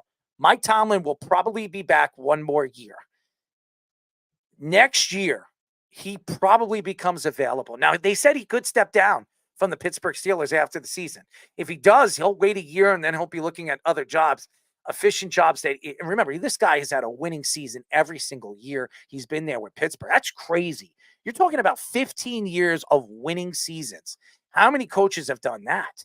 I mean, seriously, Bill Belichick, I think he did it 20 years in a row. Not many guys have done it. Andy Reid, maybe. No, Andy Reid last year he was 4-12 or something like that before he got fired by the Eagles. Okay, so Andy Reid, how long has he been with Kansas City since 2013? So yeah, I guess every year he's coached with the Chiefs. Okay, yeah. You're right. I think the only year they missed the playoffs, they were 9-7. So. I mean, there are a couple of really good coaches that have really gone on these runs, but it is amazing. It really is. So you have to give him a lot of credit. I just think there's very few coaches. I think Eric Bieniemy is going to be a really good coach in this league. I really do. You saw what he did with Sam Howell this year. You could see what the Kansas City Chiefs offense really is, how depleted it is without him. And I'm so sick and tired of, how does Nagy get a job? How does he get a job for as long as he did in Chicago? And Eric Bieniemy still, after what, 4 or 5 years, never got a job? It doesn't make any sense. I don't care how he interviews. I just expect a guy to go out there and give it all. Look at Antonio Pierce. Antonio Pierce, he knows defense. He doesn't know any, but he knows how to lead men. And that's why I think Antonio Pierce is going to keep the job. Yeah, as he should, because this is the culture stabilizer that the Raiders need too. And the Falcons need that kind of thing too. Now, what you saw with Arthur Smith, I agree with you on Arthur Smith the first year. I actually thought he did a really good job the first year. He's a great offensive mind. I think the 2 years after that, he started to get too stubborn. Kind of like what I was talking about with the Jets and their coordinators for a while too. Mike LaFleur was too stubborn. Robert Saleh this year on the defensive side was too stubborn. I think Arthur Smith started to get too stubborn. Where I think we needed to kick Robert Saleh in the ass. And I think the sidelines and wake him up. I don't know what he's doing. I would throw a podium. If I'm going to sit there and listen to my players buck wild and say things off the field, I'm taking a TV, ripping it off. I'm throwing everything at them. I would have been Al Pacino from Any Given Sunday, flipping things, dancing around, telling them things, and throwing my shirt around, pulling my shirt off, showing my, giving titty twisters. How about you, Speedy? I'm not doing that. But you be my assistant coach. I'm not. You can give everybody a titty twister. I'm not getting in the locker room. I mean, I'm not getting involved in anything like that. I mean, titty twisting. Not happening. But when you look at when you look at the Falcons offense, I think it'd be fun for you. Two athletically graded, gifted prospects with Robinson and Pitts. We were talking about it with Jeff before. Like Robinson was the highest graded running back we've seen. Any running back prospect, I think it's LaDainian Tomlinson, and then Kyle Pitts was the highest one for a tight end. So you have two guys that you need to be used to their highest advantages. Arthur Smith wants to put him in the doghouse because he fumbled once is so stupid for Robinson's part. And Pitts, like you were saying, after the first year where he had nearly 1,000 yards, he didn't have a touchdown besides the Jets game, but he had nearly 1,000 yards with no quarterback is a bad thing. And then obviously what he did at the end of the game doesn't really help his cause. You are Arthur Smith's secret weapon next year. Wherever he goes as an offensive coordinator, Speedy Petey is the secret weapon. 150 pounds of skin and bones. We will call him the running cornerback. How do you like that? I would not last. But I think Buck would be very interested to see Speedy. I would trust Buck more on a football field than me. Listen, I think you would be pretty good because nobody would expect you to get the ball. They'd be like, what was that movie with what is that movie called with damn it, it was an 80s movie, Lucas. Who was that? Who played that? And remember Lucas? I didn't see that at the end of the movie. I didn't see that movie. Oh my god, that was good. I know the name. I've never seen it though. Damn it, I can't forget. I can't believe I've got his name. I cannot believe it was Lucas, but Corey Haim. Oh, Corey Haim. That's right. It was Corey Haim, and he was Lucas. Okay. That's right. And you, my friend, you are Lucas. You are Arthur Smith's Lucas.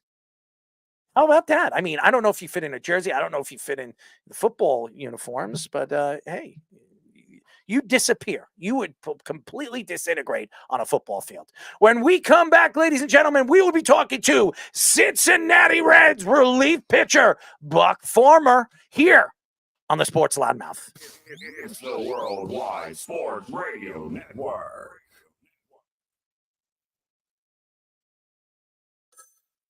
Ranger Station, Ranger speaking. Hi, I'd like to report a bear hug. Uh-huh, okay.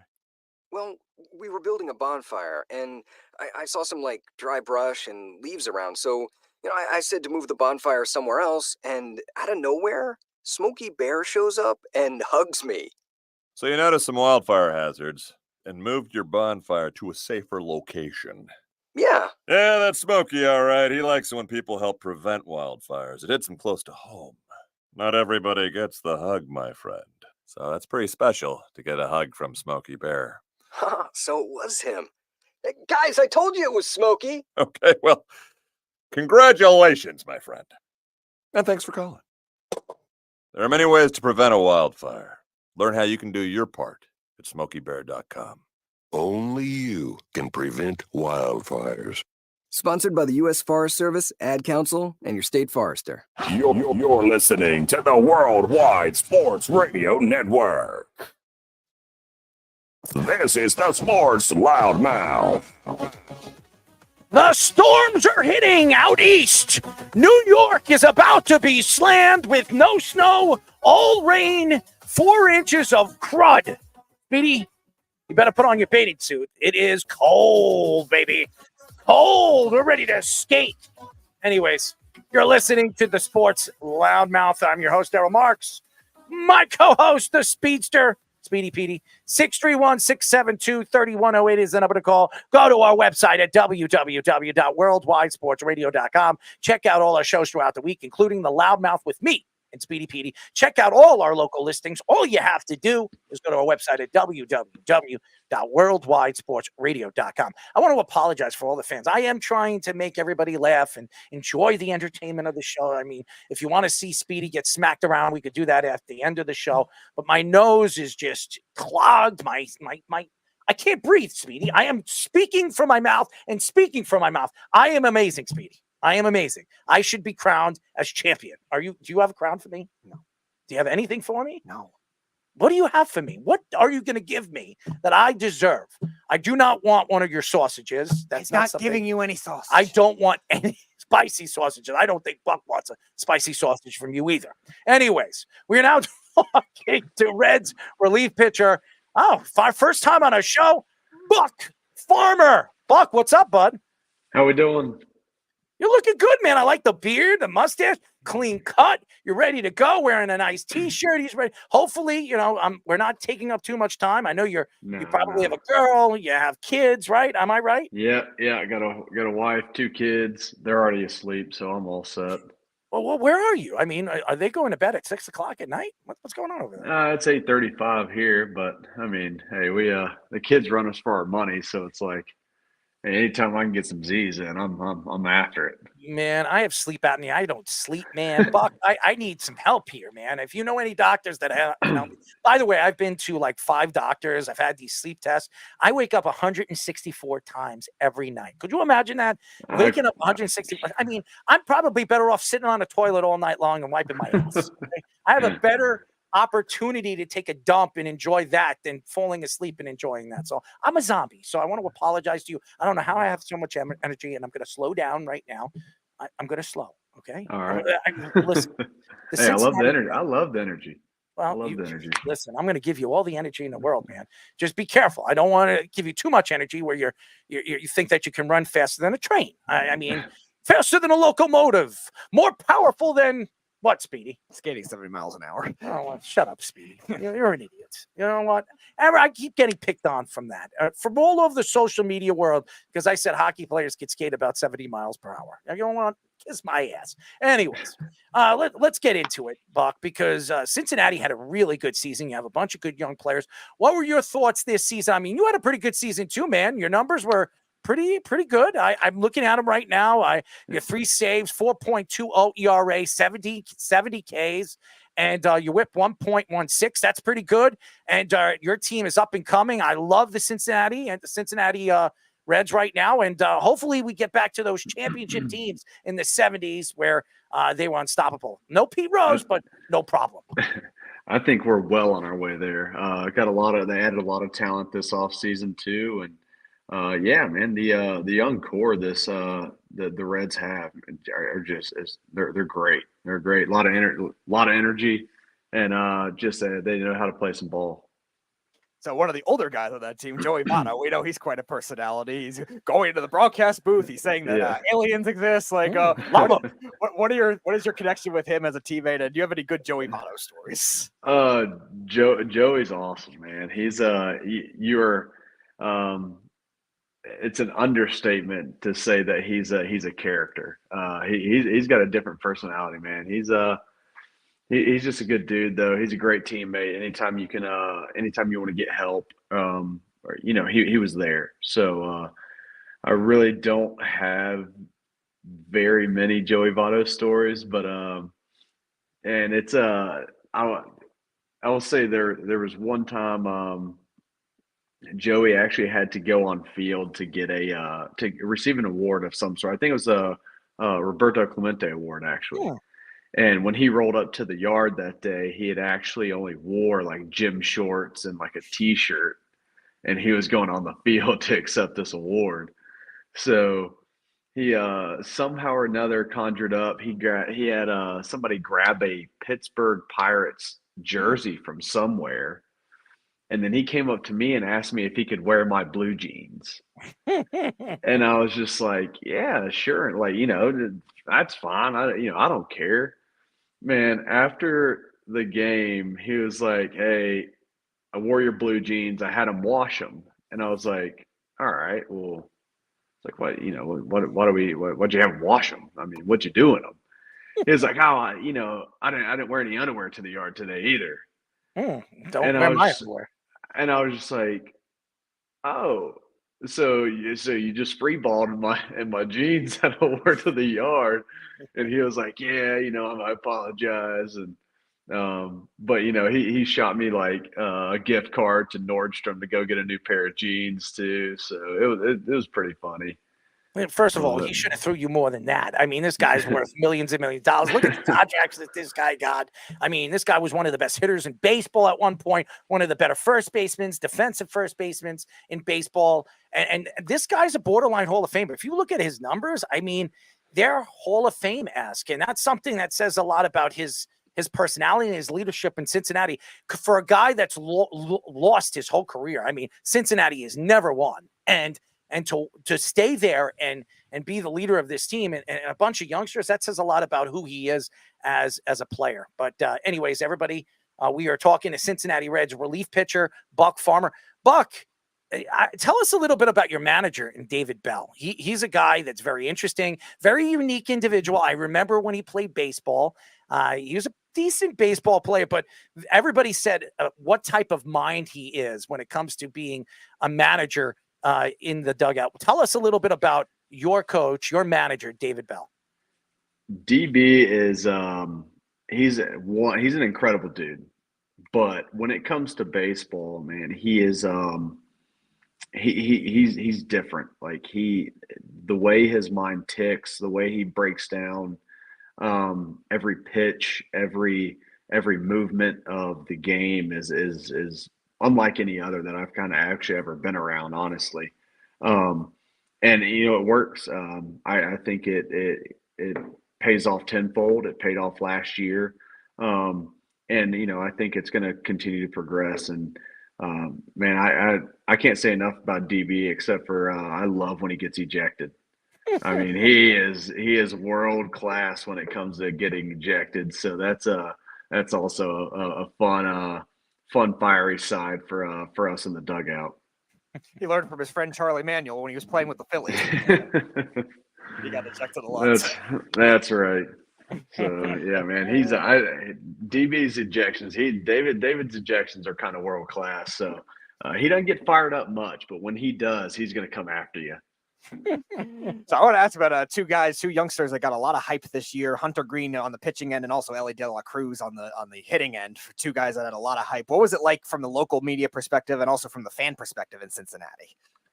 I mean, I think the hype around both of those guys is immense, and I mean they the local media too. I think with Hunter, especially after he got his contract extension. I think the local media, as well as just the fan base, reacted very positively, which was awesome. He's fun to watch when he's on. He's one of the best in baseball, I think, and it's just continuing year after year to get better.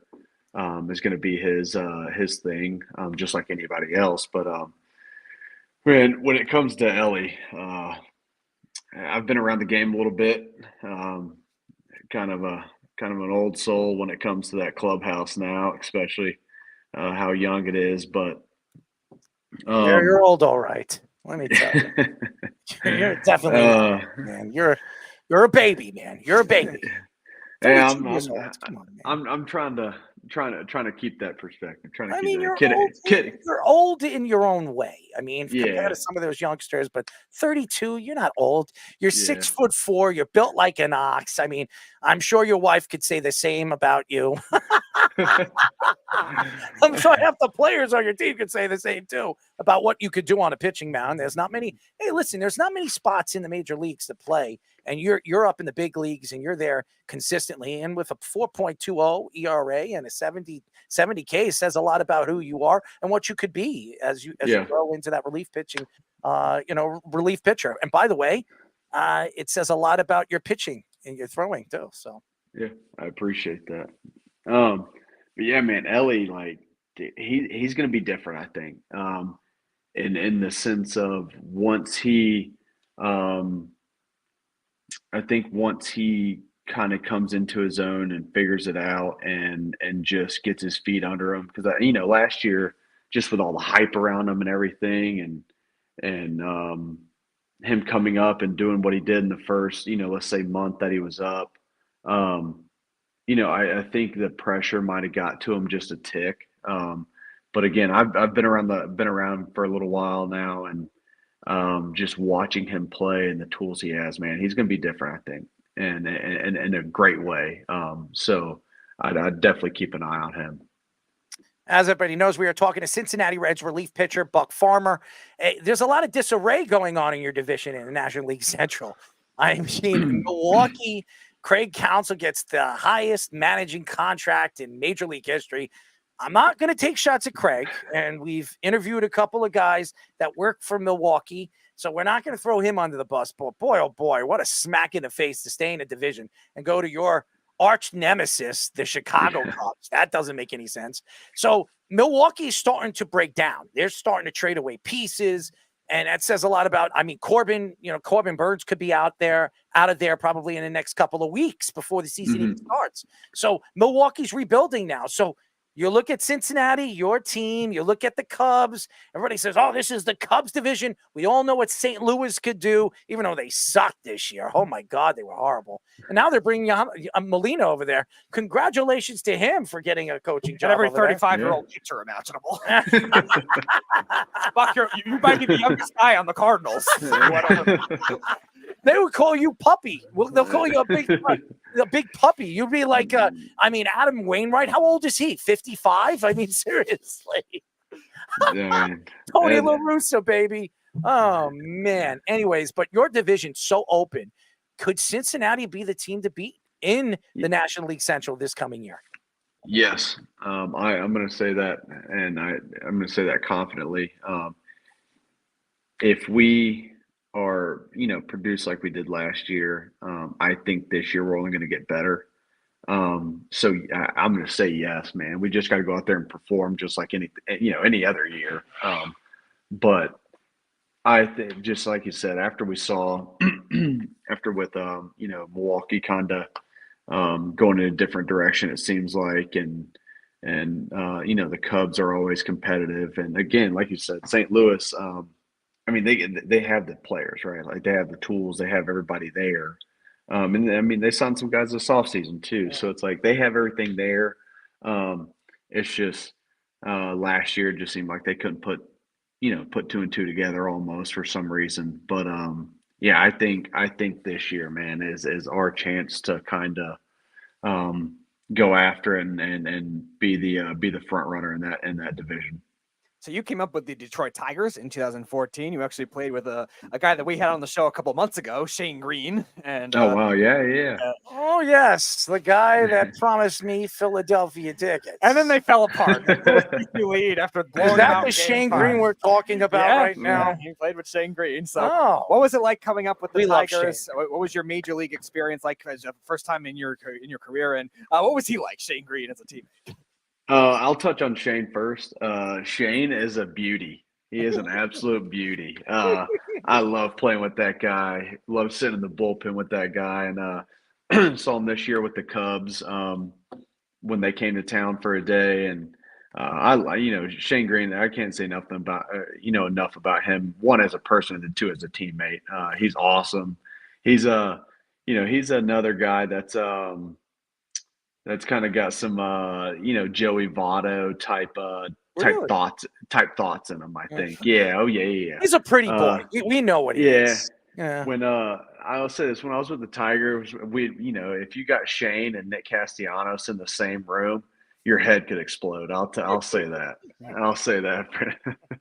So, but I mean, Shane's a dude. He's awesome. I can't say enough about him. And then, as you know, when I came up with Detroit, man, it was that was quick. It was really quick. I was drafted the year before. Maybe I was drafted in 13, debuted in 14. And it was kind of bizarre, to be honest with you, a little bit, just because going from being in college ball where I had the same managers, and essentially the same staff, like throughout my entire time there, to going to being in Detroit and going through, I think, three or four different managers. Wow. I think I went through 4 and maybe 5 different pitching coaches. Actually, I think it was 5 different pitching coaches. It was just kind of bizarre. And then only, at that time, only being, 22 years old, like, it was just kind of weird coming up, and just kind of seeing all that. But, picked up a lot of stuff along the way. I was grateful for my time there. And, yeah, man, I enjoyed it. Detroit has, special place in my heart, my family's heart too, just because they're the ones that gave me a shot to make a career. So yeah, I mean, Detroit, I have nothing but love for Detroit. The only thing that sells me is Ford Motors, baby. That's the only thing that I care about in Detroit. Are they still open over there? Is the building still open? I believe so. They're actually trying to bring one of the main Ford buildings back now, actually. Oh. So like they're trying to redo it and Maybe stuff you like should that. buy So into it. I think this would be good. I think it would be a great investment, Speedy. Maybe me and Speedy will jump on, in on it. I mean, we don't have that much money. I mean, not like you do. I mean, maybe I'll throw a couple thousand. Speedy will throw a couple dollars. I can sling a few windows in the new building. I don't even know if it'll sling a couple of windows. Maybe a few locks on some doors and stuff. So, well, Speedy doesn't know how to put those. Maybe you need the baseball code activated security systems. Yeah. I mean, something. Speedy will like you have to aim your curveball and it'll unlock. He likes to drop deuces, so maybe he can aim that, right, Speedy? I'm gonna aim at a toilet, not at a door. Wait, hold on 1 second. I'm not talking about that deuces. I'm talking about the twos. The deuce. Never mind. It's over his head. You see what I have to deal with? Buck? It goes right over his head.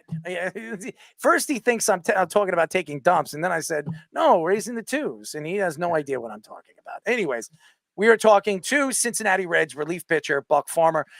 You look at, obviously the National League, and there's so many interests in the LA Dodgers. And one of the main reasons why is they have found a way to reap the benefits of deferring contracts. Yes, congratulations to the Los Angeles Dodgers, ladies and gentlemen. Thank you, Ohtani, for ruining baseball. Thank you, Yamamoto, for even ruining baseball. Thank you to all those guys. Freddie Freeman, let me wave to you because you're never going to win a championship because all these guys are getting overpaid and you won't even have to pay them because they're going to wind up selling the team before they have to pay them. So there you go. I found the trick. I am the mastermind business plan of the Dodgers. What were your thoughts when Yamamoto and Ohtani signed over there to the great and powerful Dodgers?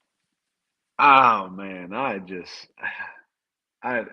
now I hate saying this. I don't want Go to ahead, say spit it. it out, Buck. I Tell just the think it's truth. bad. I just think it's bad for baseball.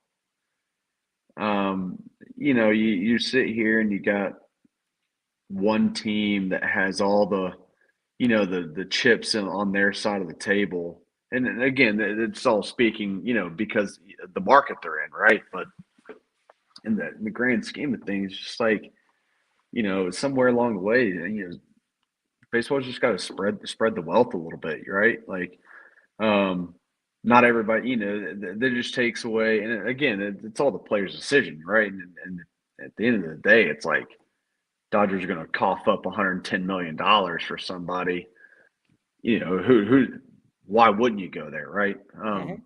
But at the same time, it's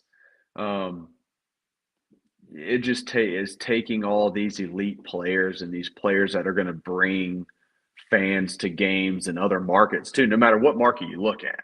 Like if Ohtani goes to anywhere, if he goes to Pittsburgh, if he goes to Tampa, if he goes to wherever, Toronto, he could have went to he's going to Toronto. put he's going to put like that's just going to put fans in the stands, right? And it's going to be good for that team, good for that market, good for baseball, because then people are going to start tuning in to Toronto Blue Jay games, whereas now the only games they're going to watch are the LA Dodger games, and the only I just think it's good for them.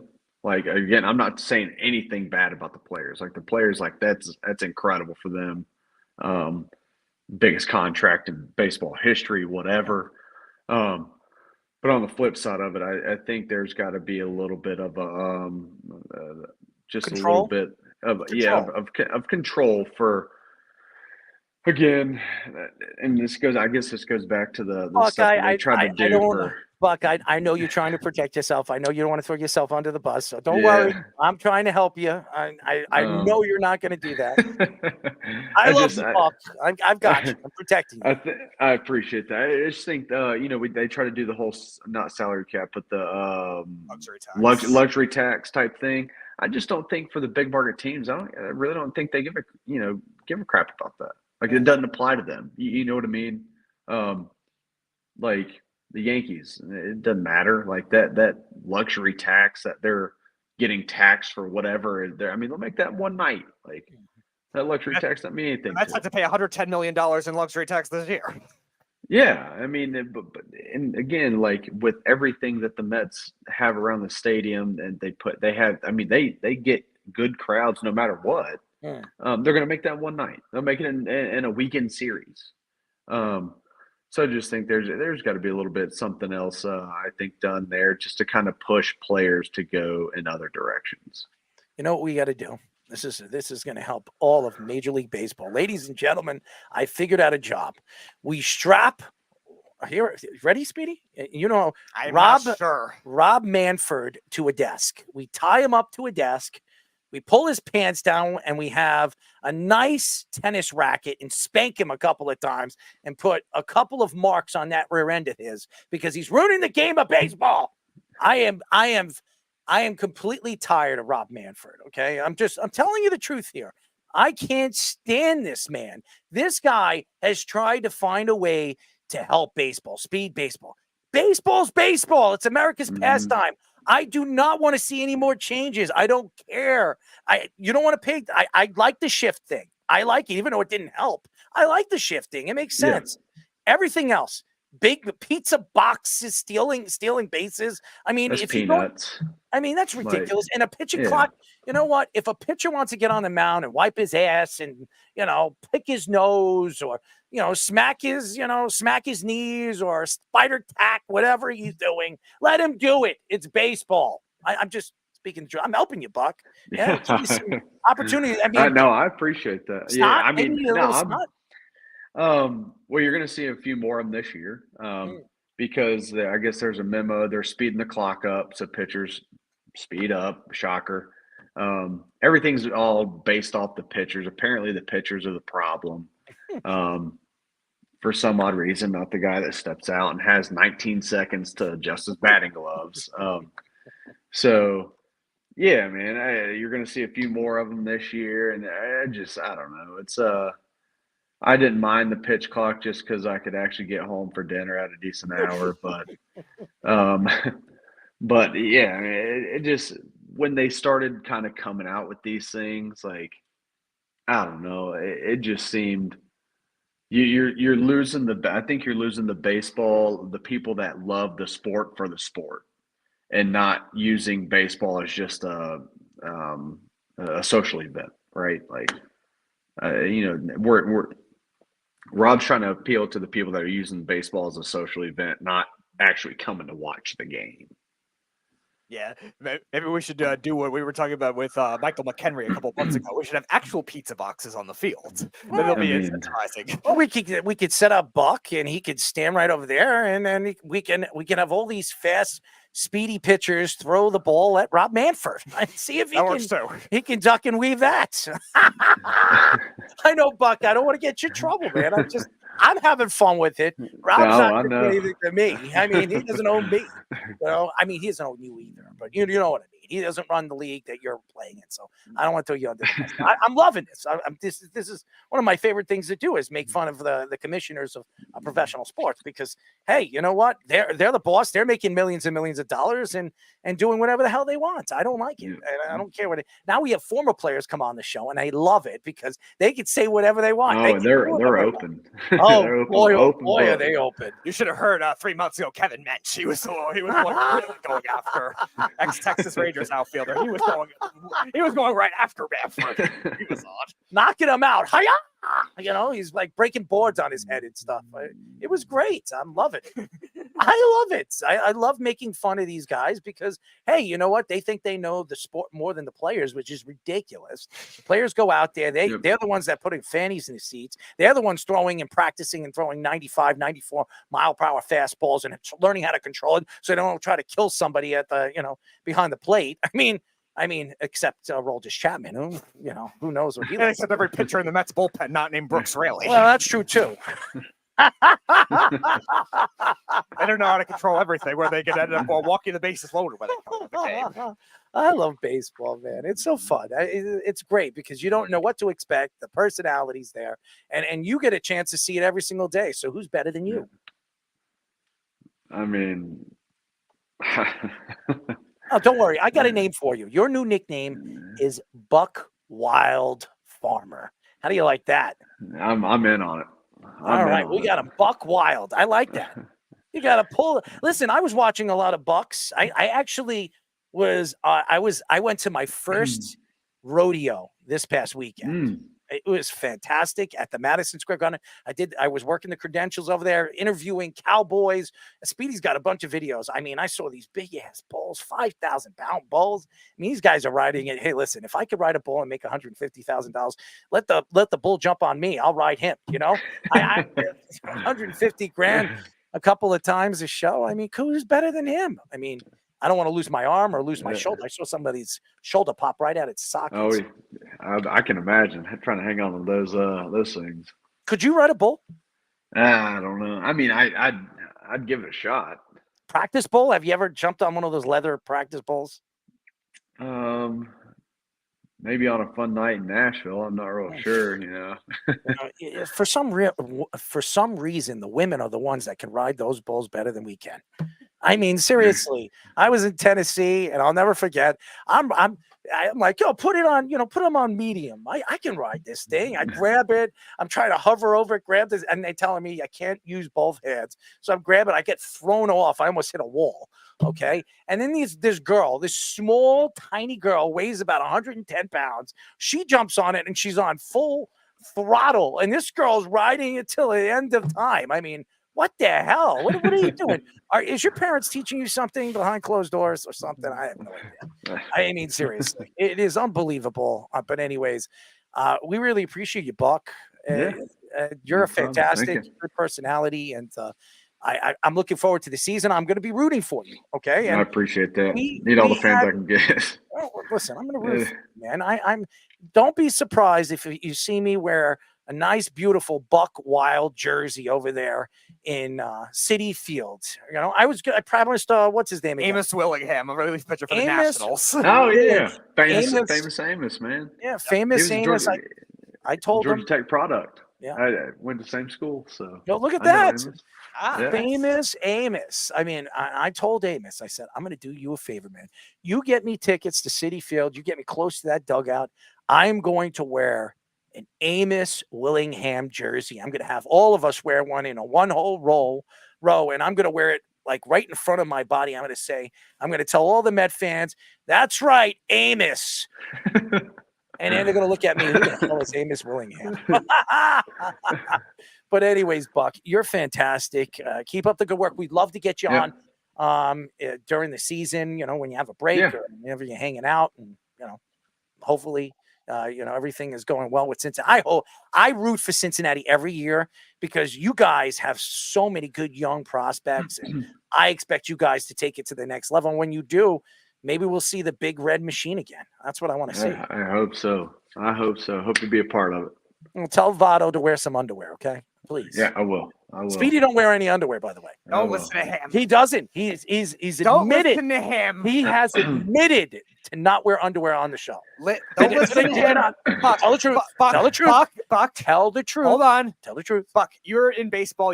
I'm sure a lot of guys have told you about small sample sizes. Out of the thousands of shows we did, there was one time because there was a storm. I was in Connecticut. What it was. There was a storm, all right. My family lives in Connecticut. So in 2020, during the COVID year, there was a storm. I couldn't go back on the ferry that day. So I did the show from my house. So he forgot his And underwear? No, I couldn't get in the shower. And I have to prep all this stuff for the show. So I was what in it my was. pajamas. Oh, I figured. That's what it was. So you went. So Okay. since then, he likes to raw-dogging it. overblow this joke. You raw dog it every single So time. since then, he man. likes to overblow this joke just because it happened once. Hey. I love this kid, man. Buck, Wild Farmer. Buck, we really appreciate you. Say hello Thank to y'all. the family, and we'll talk to you soon. Will buddy. do. Sounds good. Y'all have a good one. Buck Farmer, first time on the show. Love it. Great, fantastic. Probably thinks we're nuts, but that's what everybody thinks. That's why they come. Well, yeah, you did bring up that story again. But and it's wanted to true. Pelt Rob Manfred in the Was balls. it not and true? Whatever else. But it's true. I Yes, mean, one show. listen, I'm just speaking the truth about Rob Manfred. I didn't throw him under the bus, did I? I didn't do it. I was protecting him. I was the one that was attacking Rob Manfred. Buck loved it. I think he enjoyed that. Did you not? Yeah, no, he definitely enjoyed it. I mean, how could you not I'm enjoy not it? disputing you didn't enjoy it. I enjoyed it. Where the hell is Nathan? I mean, again, he's late. He's late to the party, as always, and he'll pop right in at 9:30 when our guest is on. Great job, Nith. You're doing it again, man. You are a shagadelic, my friend. Nathan, you could come in now. I know you could hear us because you just commented on the feed. So There you go, Nith. Nith is the you know what. Anyways, I'm not going to say it. Nith can come in and we'll add him to the conversation. Aaron Rodgers said in the season-ended press conference on Monday, said the Jets need to flush out the BS and eliminate the distractions to be successful next season. He added that the BS that has nothing to do with winning needs to get out of this building. Rodgers has also been in a recent feud with Jimmy Kimmel over the comments he made about Epstein's court documents. Garrett Wilson also took shots at Nathaniel Hackett, saying that the Jets always are out-schemed on the offensive side of the ball. Wilson also called the 2023 season the worst year of his life from a football perspective, despite still having 95 catches for 1,042 yards. Wilson recently changed his number from 17 to 5, leading people to believe that Devontae Adams' trade to the Jets is very likely. The Jets finished the season 7-10 and will draft number 10 overall in 2024 NFL draft. Where do they go at number 10? It doesn't look like it's going to be Alt. It doesn't look like it's going to be an offensive lineman. Let's go after a wide receiver. How about Neighbors if he's there? How about Coleman or Azume? One of these guys. How about that? What is it? Is it Odunze. Odunze. I'm sorry. Fix that name, baby. Fix that name, baby. But I'm going to tell you this right now. Aaron Rodgers is the reason why Nathaniel Hackett, Joe Douglas, and Robert Saleh still have a job. That is the only reason why those three guys still have a job. You can't sit here as a Jet fan and say, hey, Robert Saleh next year is going to do much better than he did the last year. When his record, back-to-back years, we're only bringing in 7 wins. You cannot sit here as a Jet fan and say, oh, that's good enough for the New York Jets. That's enough for the Jets when the Jets have not been in the playoffs and they have the longest drought in the NFL right now. The defense is one of the best defenses in the league, and they get so tired throughout the game.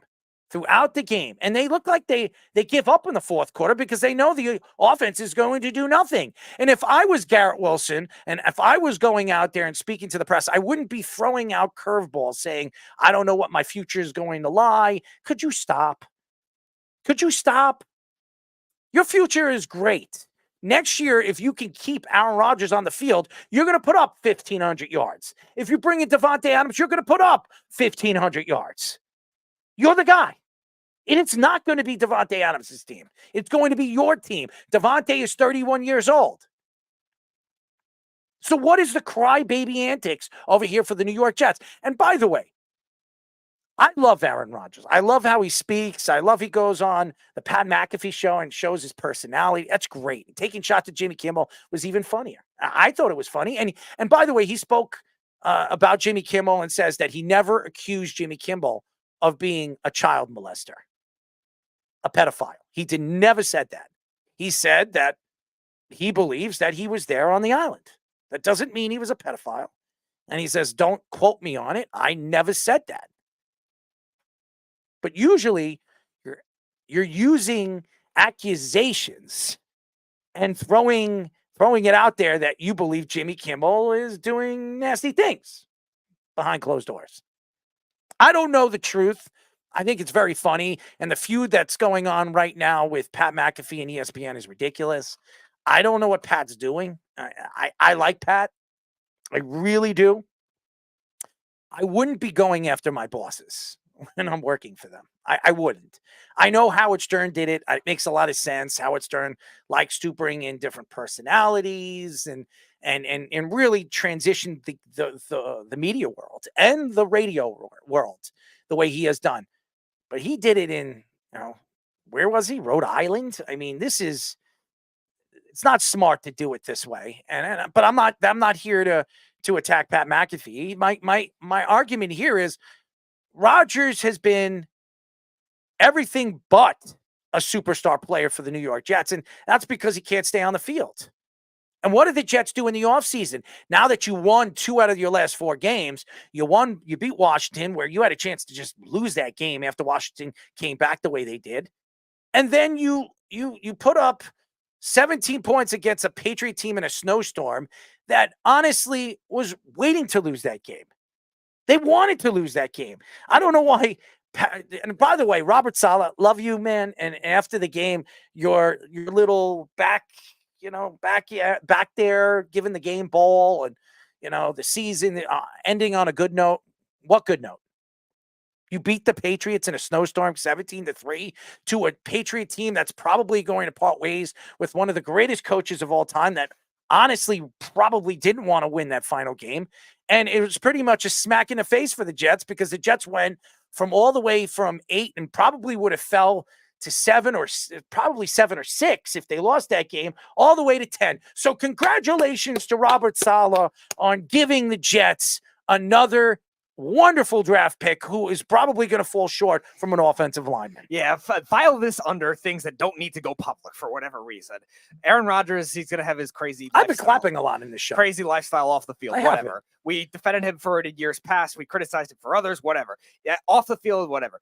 The quote does not need to come in the public eye. And I know Woody Johnson likes it. I know this Jets ownership loves to steal the tabloids from the Giants because they've done that for 20 years now, at least. And Woody Johnson has always liked that, but it doesn't need to happen. Aaron Rodgers and this Jets team knows they have to fix things this year, and especially from the offensive perspective. Nathaniel Hackett should know he has to fix things because he can't just cater to everything when you don't have Aaron Rodgers to do everything that they still wanted to do the same way because Aaron Rodgers isn't there. We know who the offensive coordinator of this team is. It's Aaron Rodgers, and he has this infatuation for Nathaniel Hackett. I understand. I mean, he's close with the family. He loves Cobb. He loves all his guys. But Bakhtiari will be there too next year. You're going to have Davante Adams. You're going to have Jones there. You're going to have the whole Green Bay Packers organization there before you know it. And I think that if you're a Jet fan, that doesn't really sell to me as a New York Jet fan, because right now you look at Jordan Love, and I don't think Jordan Love is Aaron Rodgers. I don't know why Green Bay fans think that he is. Congratulations if you think that Aaron Rodgers is an old man. He can't do it anymore, because he'll prove you wrong next year. But Jordan Love's had a good season. We expected it to be a good season. For them to say that he had less of talent around him than Aaron Rodgers is a lie, okay? That's a lie. They have speed demons all over the field, and they can catch the ball. So I understand. And their running game wasn't that good, but their defense in the second half of the season played pretty well, and that's why they're in the playoffs. But I know everybody sitting here today is probably wondering what this Jet team is going to be next year. And if they don't figure out what this offensive line is going to be next year, it don't matter who is behind the center. It doesn't matter, because to me, it only tells me one thing. Aaron Rodgers is going to get killed behind the line of scrimmage, and he's going to look like, not Aaron Rodgers, he's going to look like Zach Wilson next year if they don't have the right guys around him to succeed. And I was talking about stubbornness earlier with Arthur Smith. I was talking about stubbornness with Jeff Ulbrich and Robert Saleh. And now you're kind of seeing that kind of thing with Nathaniel Hackett, where it didn't have to be this way with the Jets. And I think kind of the blemish of kind of coaching Aaron Rodgers in Green Bay for those 3 years, he could get away with those kinds of things, coaching that same kind of scheme. But meanwhile, Nathaniel Hackett's, I think, he just as good, if not better work was in Jacksonville, when Jacksonville had Blake Bortles at quarterback and not a great offensive line. Now, they did have a good running game. They did have good wide receivers, fine. But the Jets have those same kind of things. Garrett Wilson, Breece Hall are good skill players at their positions. They have competent enough tight ends where they can make that kind of thing work like he did in Jacksonville with bad quarterback play. Now, obviously, Blake Bortles is a better quarterback than Zach Wilson, fine, but Blake Bortles. How much better? Yeah, Blake Bortles still had turnover issues. Blake Bortles still had issues allowing sacks. And that kind of thing was fixed in Nathaniel Hackett's offense in that 2017 season, even late in that 2016 season, when they were beating good teams down the stretch and spoiling a lot of teams. So why can't they have those kinds of adjustments? And you should have realized that kind of thing when Dalvin Cook was struggling and Michael Carter was struggling. Feed Breece Hall a lot more. You don't need to platoon it, especially when Izzy was hurt and these other running backs were hurt. And same kind of thing with the tight ends. And by the way, Izzy came back. They didn't feed him the ball. They weren't giving him the ball. And everybody thinks he was the second option for the future for the Jets. I think the Jets got to go back into the draft and find himself another back, because Michael Carter did not really achieve what they thought he was going to be. By the way, another North Carolina player who just doesn't look like he's going to be in the NFL that long. And that goes for a lot of these North Carolina players that really never achieve anything. So I know everybody likes this kid, Drake May, and they say, oh my God, this guy's the next thing since sliced bread. Well, just imagine the last quarterback that was supposed to be a top-end quarterback in the league. And where is he? He's a backup quarterback right now that barely can cut the cheese that comes out of his ass. All right? So I'm just speaking the truth here. This whole Aaron Rodgers thing could only tell me one thing as a New York Jet fan. And that's it. Davante Adams is probably a go in this offseason. What are they going to give up for Davante Adams? That's one. Number two, even with Davante Adams, how are they going to succeed if the offensive line can't protect for Aaron Rodgers? Number three, at number 10, are they going to get the offensive lineman or one of the two offensive linemen that they could have had if they didn't win those two games? That would probably be a no. So you're sitting here and you're wondering, what are the Jets going to do this offseason? Well, they can have about $60 million if they drop a couple of players. Langston Tomlinson should be on his way out. This Jets team should be thinking on where they're going to go in the offseason when it comes to that offensive side of the ball. The defense should stay put. They should maybe keep Ashton Davis and re-sign him to a small contract. They decided to, part ways with certain youngsters over the last couple of weeks. So I think the Jets need to figure this out. Dalvin Cook is right now practicing with the Baltimore Ravens and could win a Super Bowl this year and could make the Jets look like a bunch of idiots because you had Dalvin Cook on your roster and you couldn't do anything with him. It tells me one thing. Maybe Sean Payton was right about Nathaniel Hackett. Maybe the guy doesn't know what he's doing because you could say whatever you want about Sean Payton and the stupidity that he's done in the off seasons and in the last couple of years as well when he wasn't in the NFL. But he comes back and he figures out certain things with a quarterback you didn't want and found a way to win and actually beat Kansas City. So I just think that what we've seen with Nathaniel Hackett tells me that Nathaniel Hackett isn't the guy moving forward for this Jets team and really to rebuild this offensive side of the ball. So I don't know where the Jets go in the offseason to add some additions to make this team better. Right. And you go back to adjustments too. When you realize that Zach Wilson is holding the ball too long, when you realize that this offensive line is not what it was meant out to be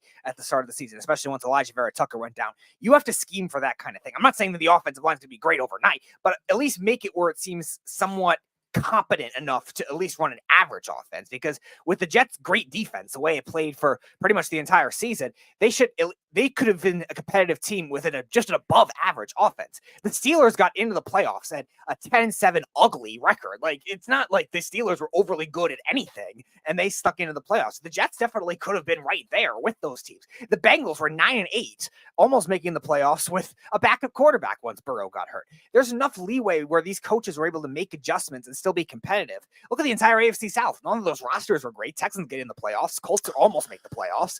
The Jets had enough excuses where Nathaniel Hackett could be a lot more creative with this team. And Garrett Wilson, I think, has every right to be upset. I think if they win 9 games, they make the playoffs. They should. They would have. Because there's enough teams and enough tiebreakers where that could have worked. And the Steelers, again, the way they won was so ugly. Well, 10 wins, not 9. Well, yeah, but think about, like, even if something didn't go the right way for one of these teams, like, there are enough teams that got lucky in regards Just think.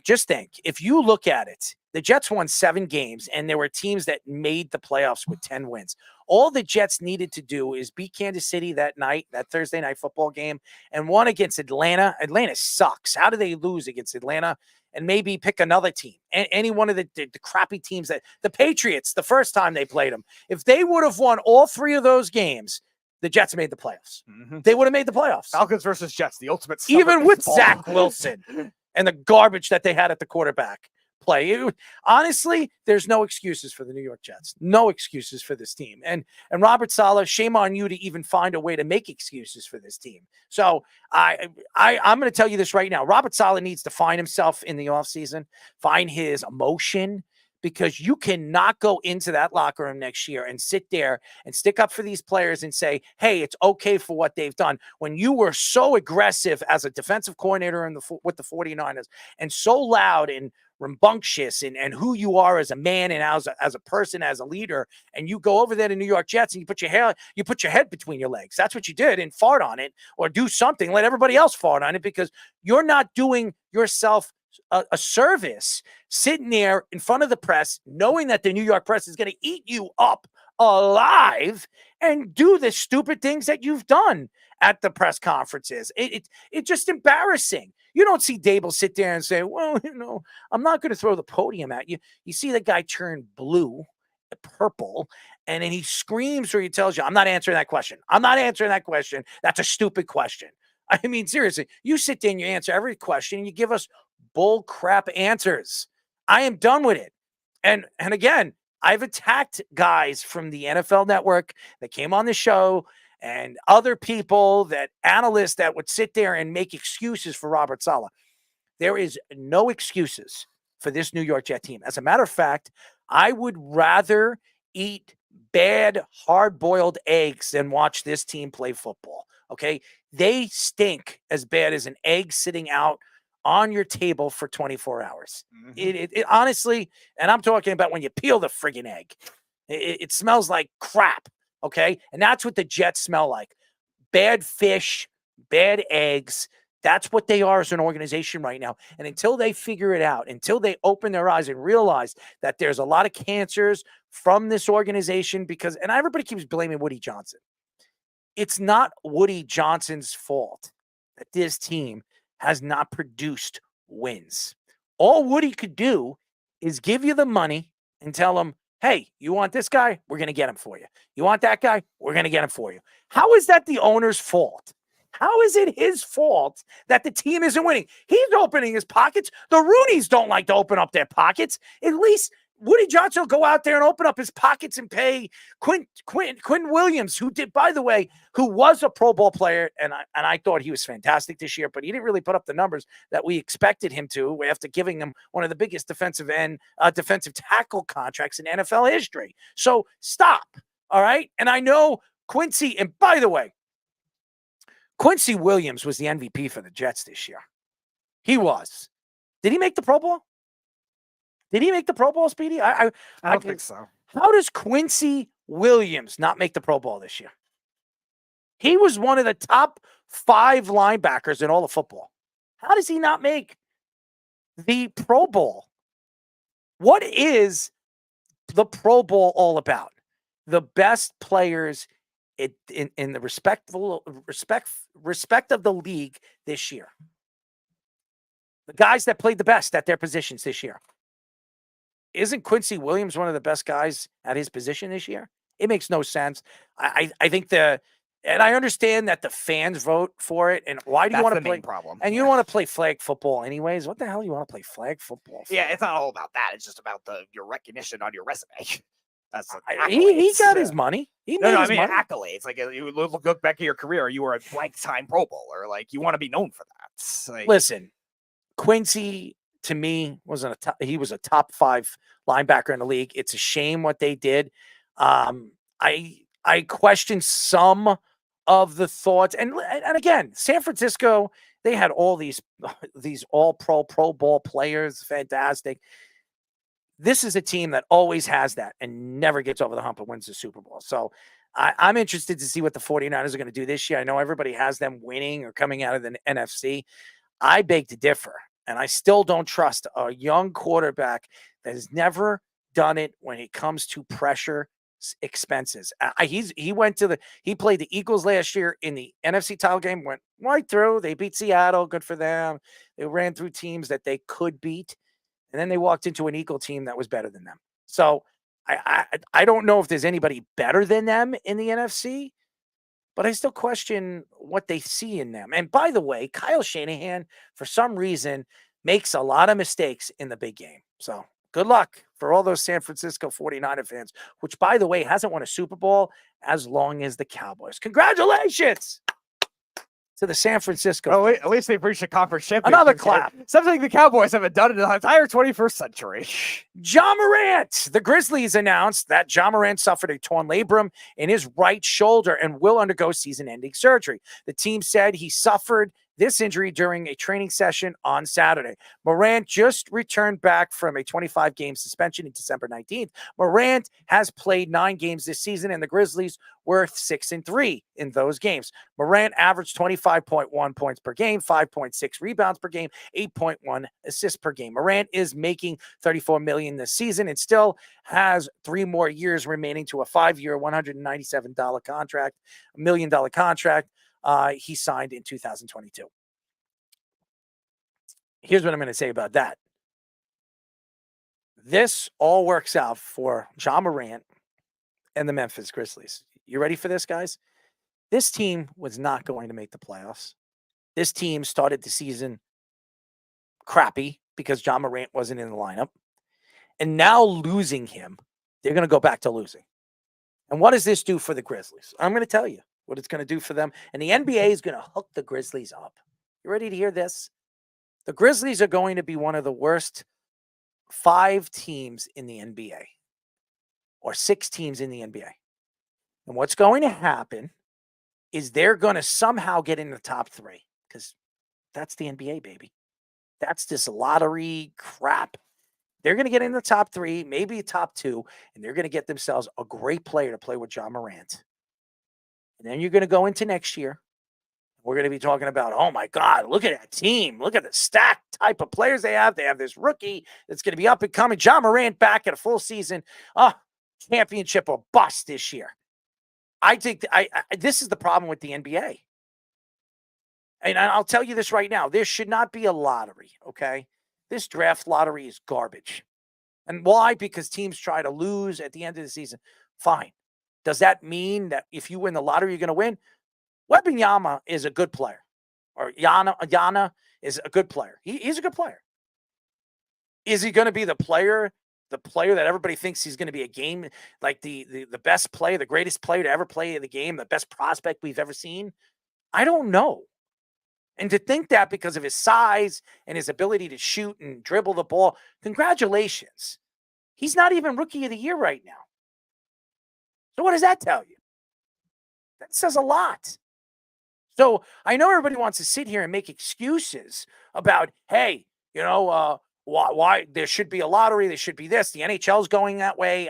Eventually maybe football will do that. I don't think they I don't should. think so. I think there's too Who much knows? parity for that. I mean, nobody thought the NHL was going to do that. No, but and now the MLB is doing it. Yeah, the difference is, though, with the NFL, there's too many tiebreakers for only playing a 17-game season versus an 82-game season. You know what? I think it could happen. Every single sport is doing it except football now. All the major sports besides football here in America are doing it. So what does that tell you?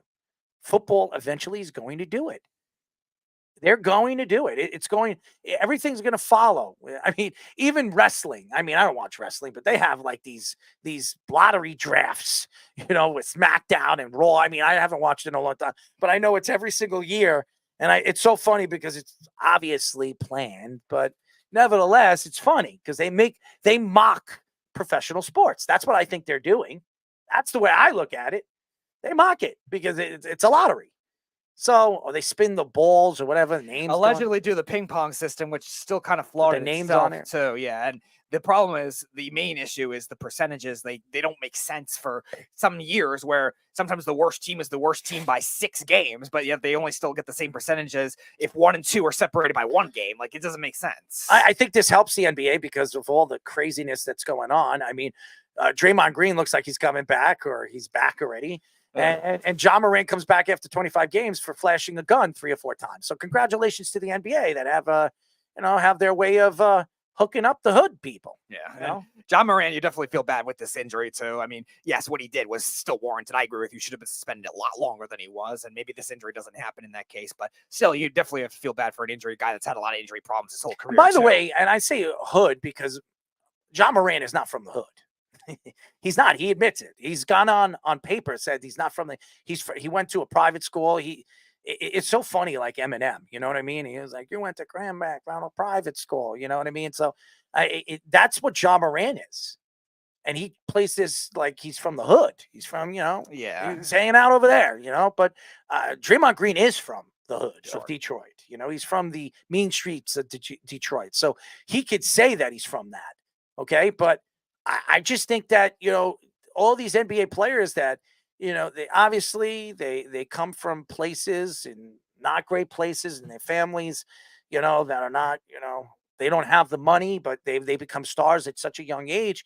You wonder if the NBA is doing these kids right. Are they helping these kids after giving them these big contracts? Now, I'm not saying not to give them contracts because they deserve it. Yeah. I mean, they're the best of the best.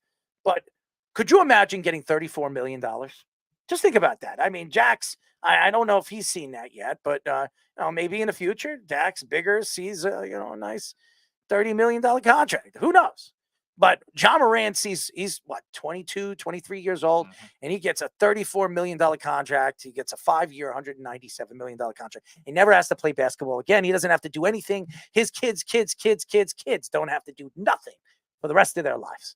And again, you also look at this. Could you imagine that? Maybe being an extended counseling too for him too. Maybe this will solve the issues altogether. You feel bad if how it happened because it was an injury, but maybe because the Ja Morant issues maybe are not still completely resolved yet. I know they brought him back, but that's like the NBA standards of bringing him back, like we were talking about with Draymond Green. Hopefully that could be an extended thing where he could turn his mental state around in order to be the NBA player. I think I grew up more in the hood than Ja Morant.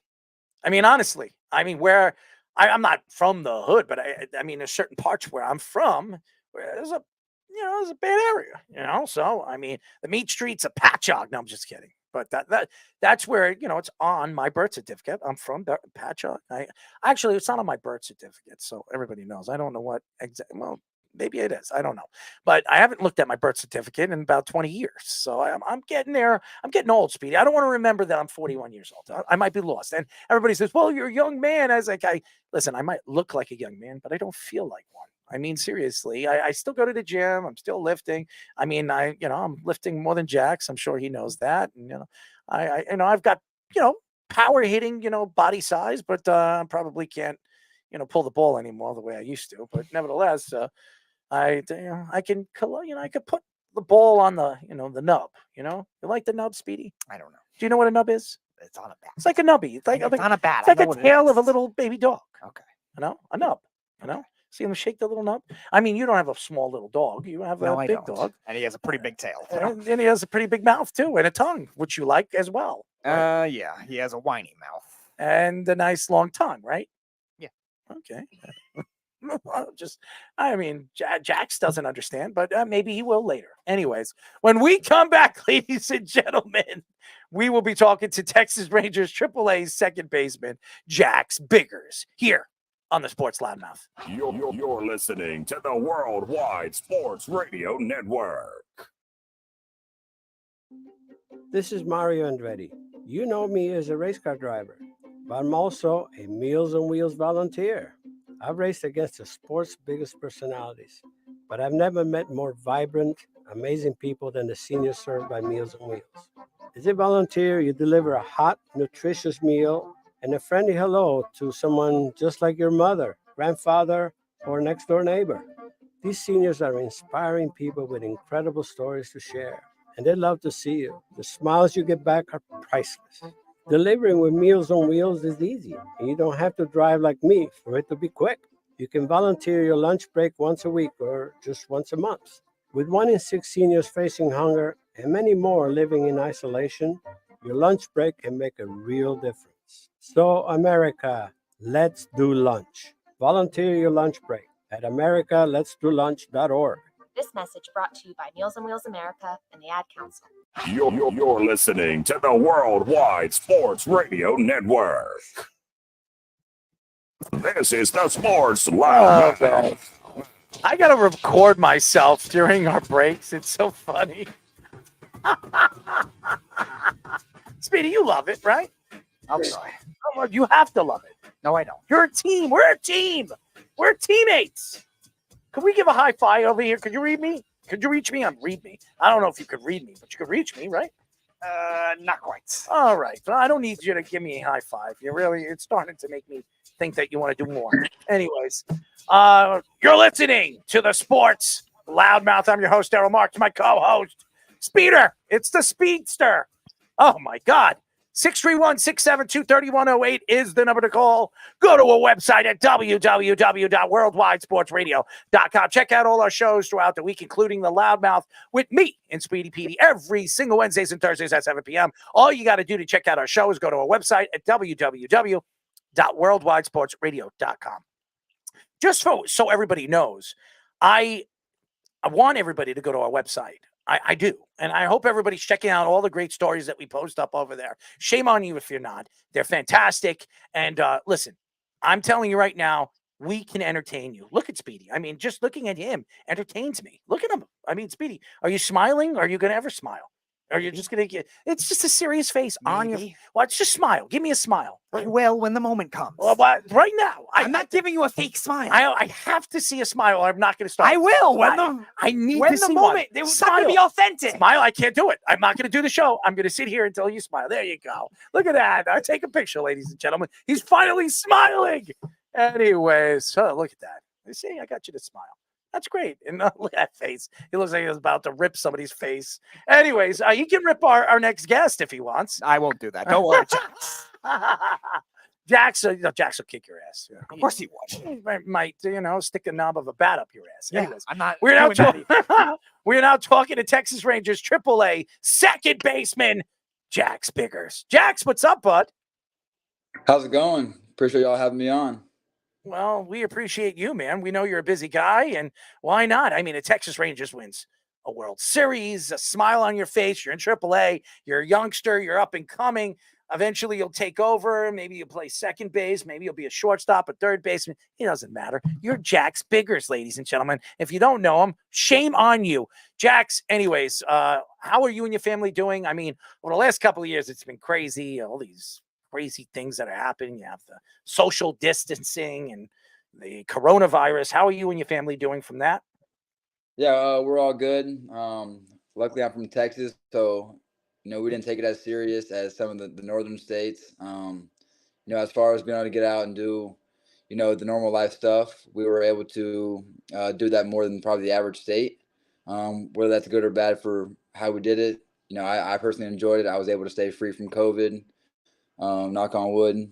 But yeah, everybody's doing well. Family's good, and everybody's healthy. So, all you can ask for.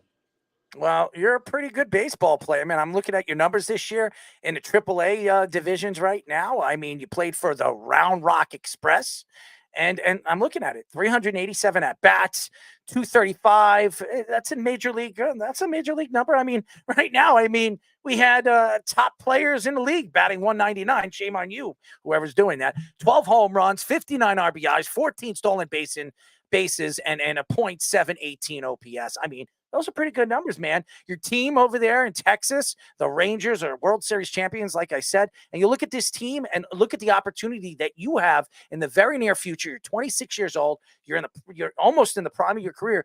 What are your chances in the next year or so to be called up by the great Texas Rangers? Yeah, you're always working for it. Train for it. Always gonna be ready for it.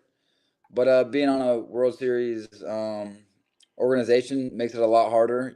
5 years ago when they were struggling, it was kind of looking like I had a shot. If I did what I could do, maybe had a shot. And now it's definitely got a lot harder. But put your head down, go to work, and just hope for the best. So you came up at the end of the season in 2022. Any experiences that you had with both of the either big name infielders, Seager or Simeon, that helped you grow your game? What were they like if they had to get interactions with you? Yeah, I've talked to them both during spring training, but I kind of just really just like to watch them and learn from them. Me and Seager's bodies are so different; it's kind of like hard to learn. But he's so smooth, and the game never gets too fast for him, and that's what's crazy is like you never really see him throw a ball extremely hard, run extremely hard, but yet he does everything on time, makes the routine plays, makes the good plays. Like he just does everything really smooth and like looks very effortless. And then Simeon's just he comes in every day, does the same thing. Very you're talking about like a pro's pro, like that's Simeon. We are talking to Texas Rangers AAA prospect second baseman Jax Biggers. It's so funny. If you're learning from them, you can learn a little bit from me. I don't know if I could get on the field and swing the bat like them, like I did when my normal days as a high school student. But I could teach you other things. I could teach you how to crack jokes, stick whoopee cushions all over the dugout. I don't know, maybe piss in a water bottle or two. I could do that stuff. People kill me, but that's what happens. You have to be a jokester. Who's the jokester right now on your roster for the Round Rock Express? We had a guy named Matt Wally. He was one of our catchers. Just always, happy, jolly, making jokes, making fun of people, but also when people made fun of him, he could laugh and smile it off. So it wasn't, he never got butt hurt. He was probably like the team clown, the jokester, just keeping everybody in good spirits. I'm the jokester. Speedy is more like the mascot. He's the mascot of the worldwide. Look at him. He looks like I don't know. He looks like a young Santa Claus. He just needs to get a white beard and get a little bit older. Take off the glasses. He only has to learn how to do is say ho ho ho. Could you do that for me, Speedy? Oh ho ho. There you go. Look at that. Santa Jr. right here. Maybe it's a long lost son. But anyways, how's Rudolph doing, by the way? Oh, Jax. You have a sensational name. Your last name is Biggers. and your first name is Jack. So you want to jack the ball and be bigger. Why not? You're 5'8", 175 pounds, and you're built like an ox. I don't care what you say. You don't have to be Corey Seager to be a great baseball player. You just need to have to be technically sound. And you know how to swing at that little ball over there. When you look at the league and the different skills you build in AAA, moving up from single A, double A to AAA, and then really transitioning and going into the major leagues, what is the difference from the majors to all the different leagues that you have to jump from one to the other? So I haven't been like officially in the major leagues besides for like some spring training games. Right. So in low A and high A, I actually never played high A, but from heard, high and low A are very similar. So low A is just all about, can you hit a fastball? A lot of guys will throw like 96 to 99. And it's kind of crazy. It's like, why is everybody throwing so hard, at the lowest level in professional baseball? But you learn that, okay, pitchers are learning how to throw more pitches, and hitters just got to be able to hit a fastball. Then in double A, start learning guys have more command. And so now it's like, hey, he's working me in and out. But they still don't have like 2 or 3 off-speed pitches, more like just a fastball curveball, fastball slider, maybe like a really good fastball and a changeup. So you're kind of like, everybody's kind of a 2-pitch mix. And so pitchers are learning, that 3rd or 4th pitch, where hitters are just learning how to control the zone, be on time for a heater, but still be able to adjust and hit a curveball or break or a slider, changeup, whatever they want to call it.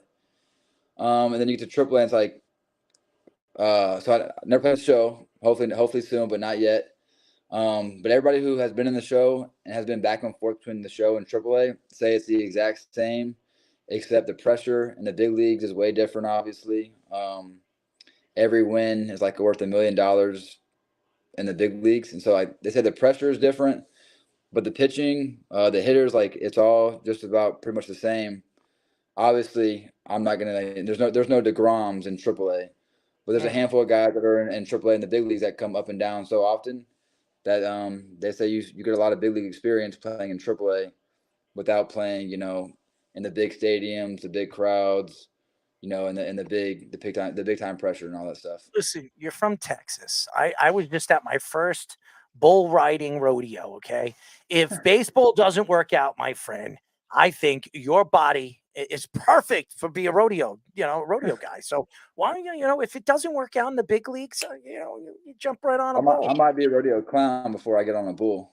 Well, listen, I'm the biggest clown. So if you want me to dance around one of those 5,000-ton crazy animals after they throw somebody off their back, it wouldn't be me. I'd be hiding behind or jumping in one of those metal cans or something like that. Dallas already has its rodeo clown. His name is Kyrie Irving. That's true, too. I mean, seriously. I mean, that's a clown by itself. I mean, he likes to, do tricks with a basketball. I mean, could he do any other tricks? How about hang out on a bus, when he shouldn't be? That's a trick. I mean, now you see me, now you don't.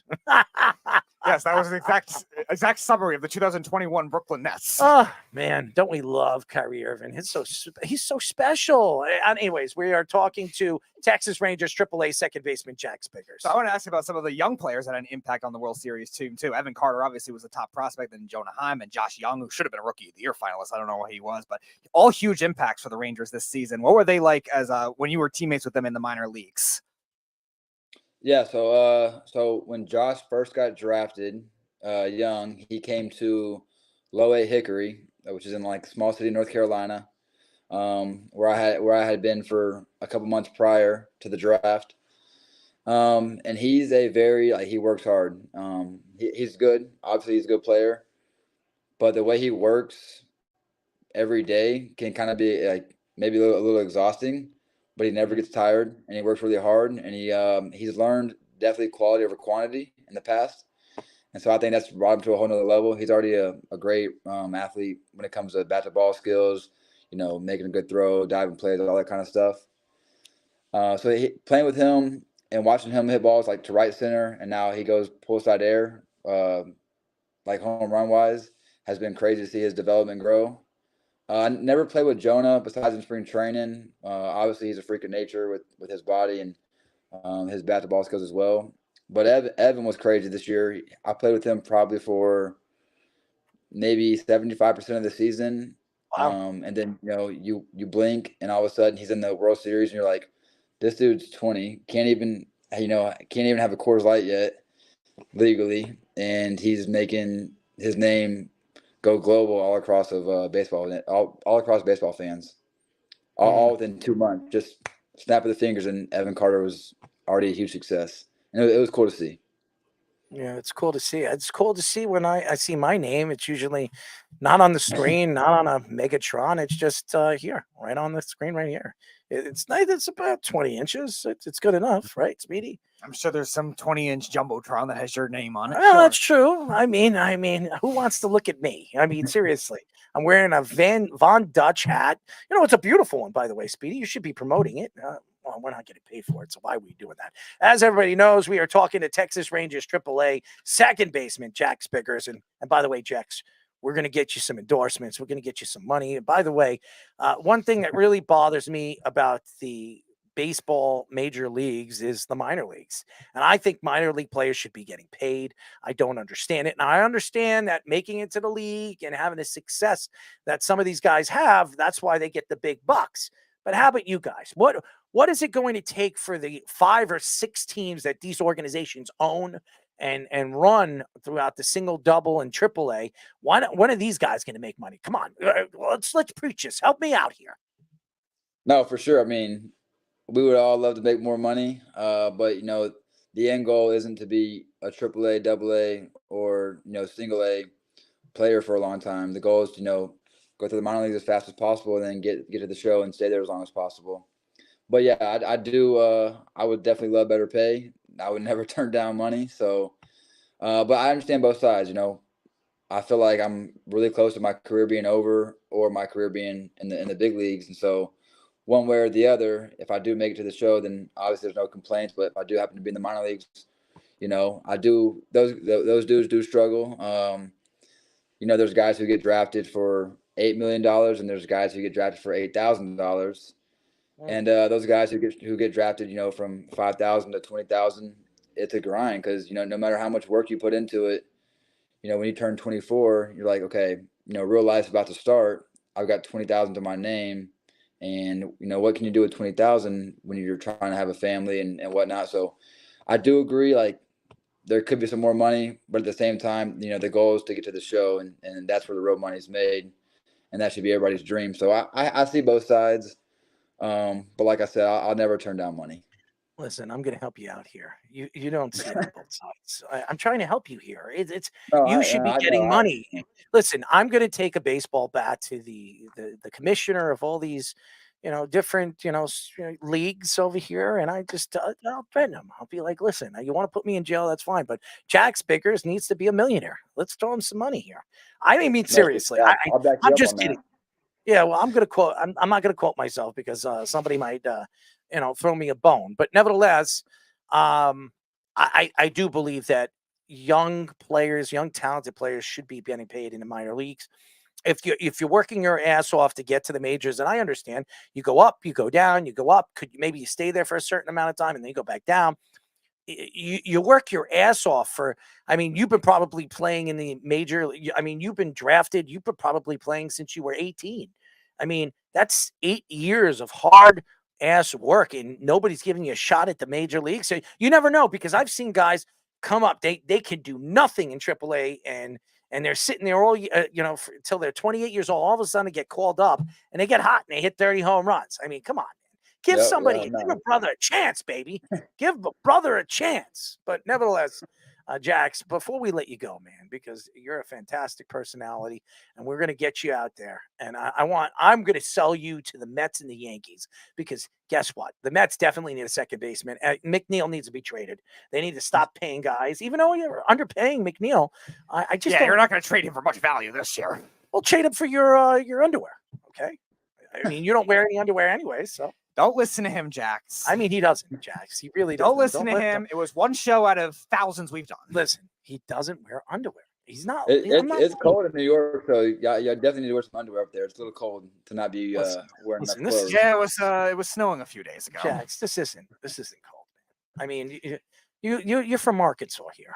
Seriously. You don't see snow enough, but over here you see some snow, you see some rain. This is child's play. Seriously.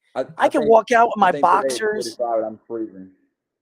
45 and you're freezing? Come on, Jax. Yeah. Now you need to get bigger. Okay. Jax needs to get bigger.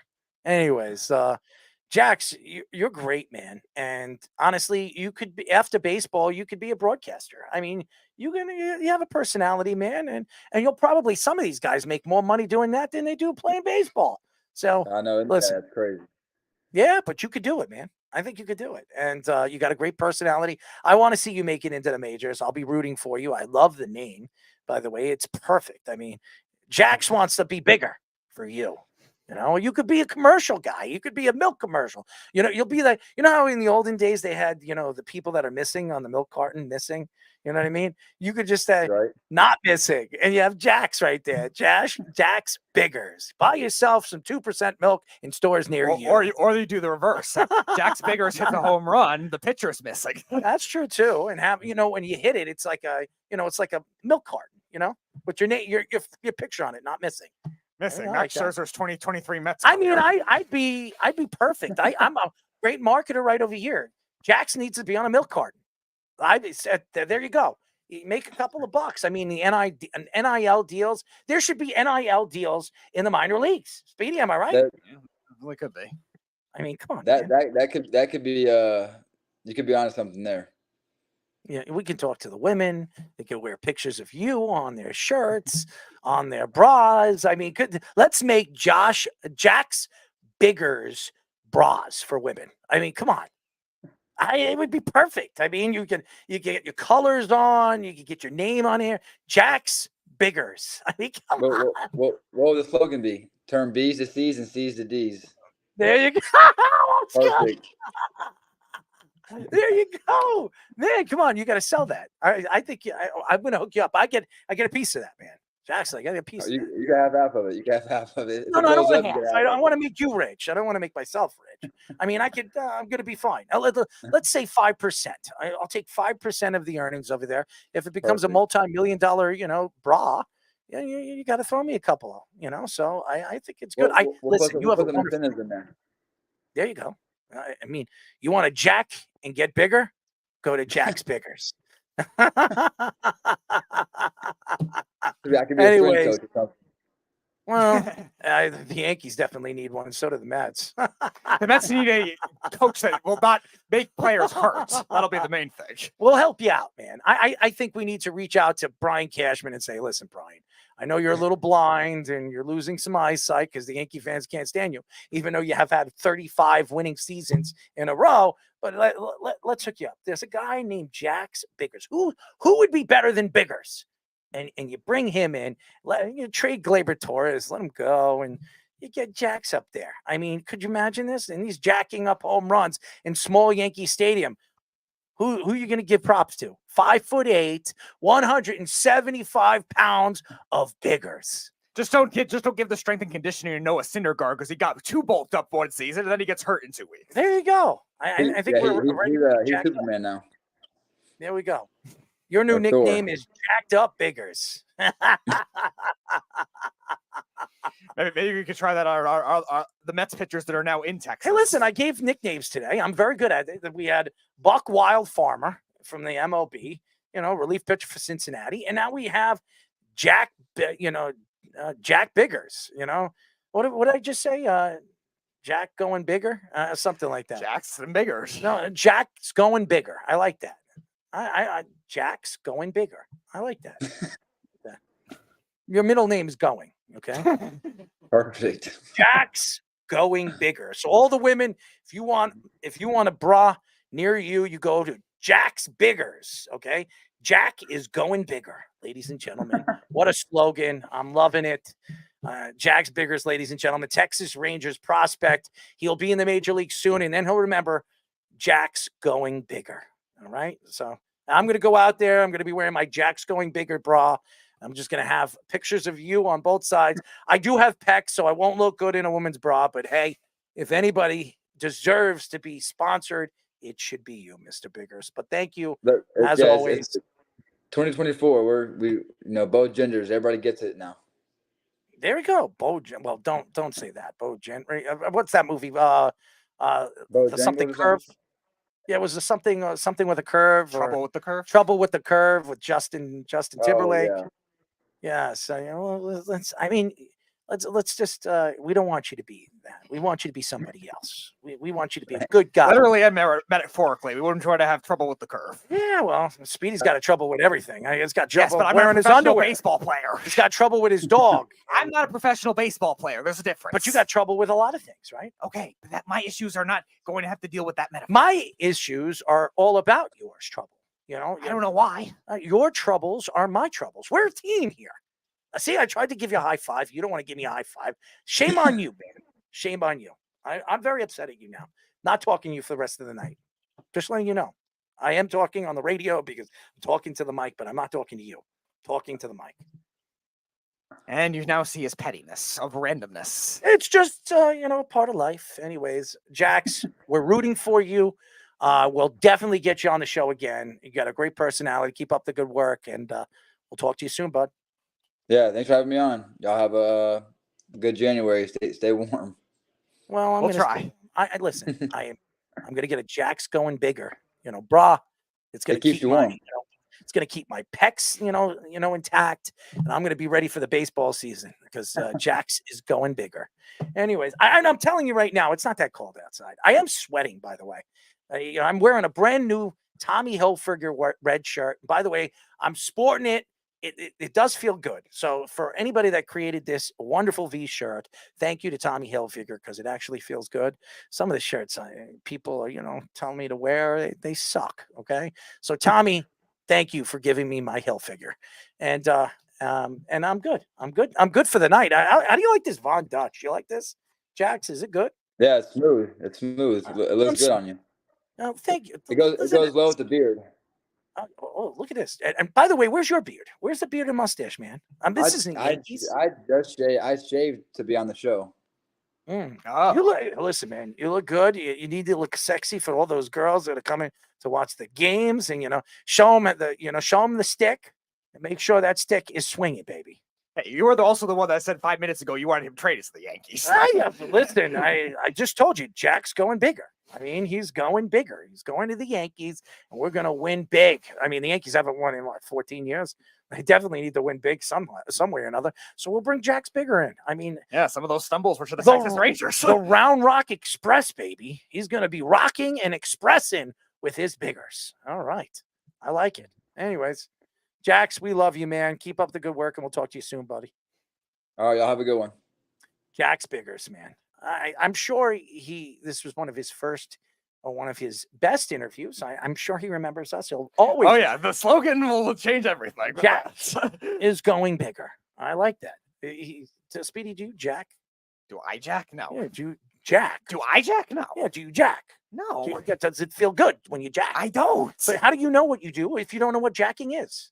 I know it's something I don't do. Well, how do you know? You've never done it before, or you've never heard of it. So how do you know if you've never done it? Based on all the terminologies you've described of that, I don't believe I would have done it. Speedy Petey, ladies. Did you win a Golden Globe yesterday? I win a Golden Globe? I thought you were up for a Golden Globe. Really? Yeah, you were up. You definitely look like the guy that won the Golden Globe. Okay, well, whatever. Were you like one of the Oompa Loompas from the Willy Wonka movie? No, and you do look like one of them. You do. You need a particularly very unique type of costume in order to make that work. I mean, you need to put on like an Oompa Loompa outfit. And I don't know if you would look good as a fat man. Okay, so then don't cast me for the part. But the beard and the face. You're perfect for an Oompa Loompa. I'm sure there's plenty. Could you make that like a sour I'm sure face? There's plenty of enough sour face. Give me a sour face. I'm sure there's you're eating a sour candy. Give me. What the hell? Are you blowing a kiss? What are you blowing a kiss? What is that? A fish face? What the hell is that? I don't know what you're going for, then. I don't know what that is. I don't know what you're going. What are you trying to do here? I don't know what you're going for, then. Like you're taking a dump, man. You're pushing out. I don't know my facial expression. Oh, Speedy Petey, ladies and gentlemen. Oh, what a wonderful show. And no Nithin. I don't know, Nithin. You can come in, you can come out. I don't know. Nithin don't show up for anything, man. He's completely. Now what is he going to pop now in at that Now he's 15? laughing in the comment section, so I don't know if he's actually coming in or not. Well, it's all right. We're done. Thank you to Cincinnati Reds relief pitcher Buck Farmer. He can come on tomorrow. Also, thank you to Texas Rangers AAA second baseman Jax Biggers. He's fantastic. Ladies and gentlemen, these guys are fantastic. Good personalities. We opened them up a little bit. Speedy opened them up. He likes opening up many different things, right, Speedy? How about peanut butter? You like peanut butter? What's your favorite part of peanut butter? What my favorite part? What's your is? favorite part? What I do you don't like to know. put I it- don't know. You like to put it on crackers or bread? Prefer crackers. Crackers. Why crackers? I think it's a better combination with the saltier food. You like salty. You like the taste of salt and the salty taste. Yes, it's a better combination. It is a great combination. I don't know if I'd be eating it. Okay, that's It's your not, that's opinion. unhealthy for me. Everyone but- has different tastes. I mean, you like the protein of it, you know? You don't like Protein is not a taste. you like the protein. in Protein it. is not a taste. I didn't say it was. I'm saying, do you like the You protein? asked, do you like the taste of protein? Yeah, well, I do like the taste of protein. I mean, you know it's protein, so I'm tasting it. Okay. I mean, you like the taste, right? It's not a taste. You don't know. You have never had it. It is not a taste. Do you like salty things? Yes, that is a taste. I figured you like salty things. I don't. So we're going to go away from that. Thank you to all the fans out there. By the way, give a shout out to all the fans. This is a Tuesday show. We'll be back tomorrow for a Wednesday show. There won't be a Thursday show. I will be in Toronto over the weekend. Josh Silverberg will be filling in for me for 103.9 FM this Saturday, and he'll be doing the Islander pregame show. It won't be me. So I want to give a shout out to all the fans that tune in and listen to the show every single week after 103.9. We appreciate all you guys. Keep up the good work. 49,566, I think it was, of downloads over the last 2 months and 2 weeks. So thank you to all the fans. Keep up the good work. We're going to have a lot of special things going to be added to our show very, very soon. There'll be some surprises I think people are going to really, really enjoy. So stay tuned for it and enjoy.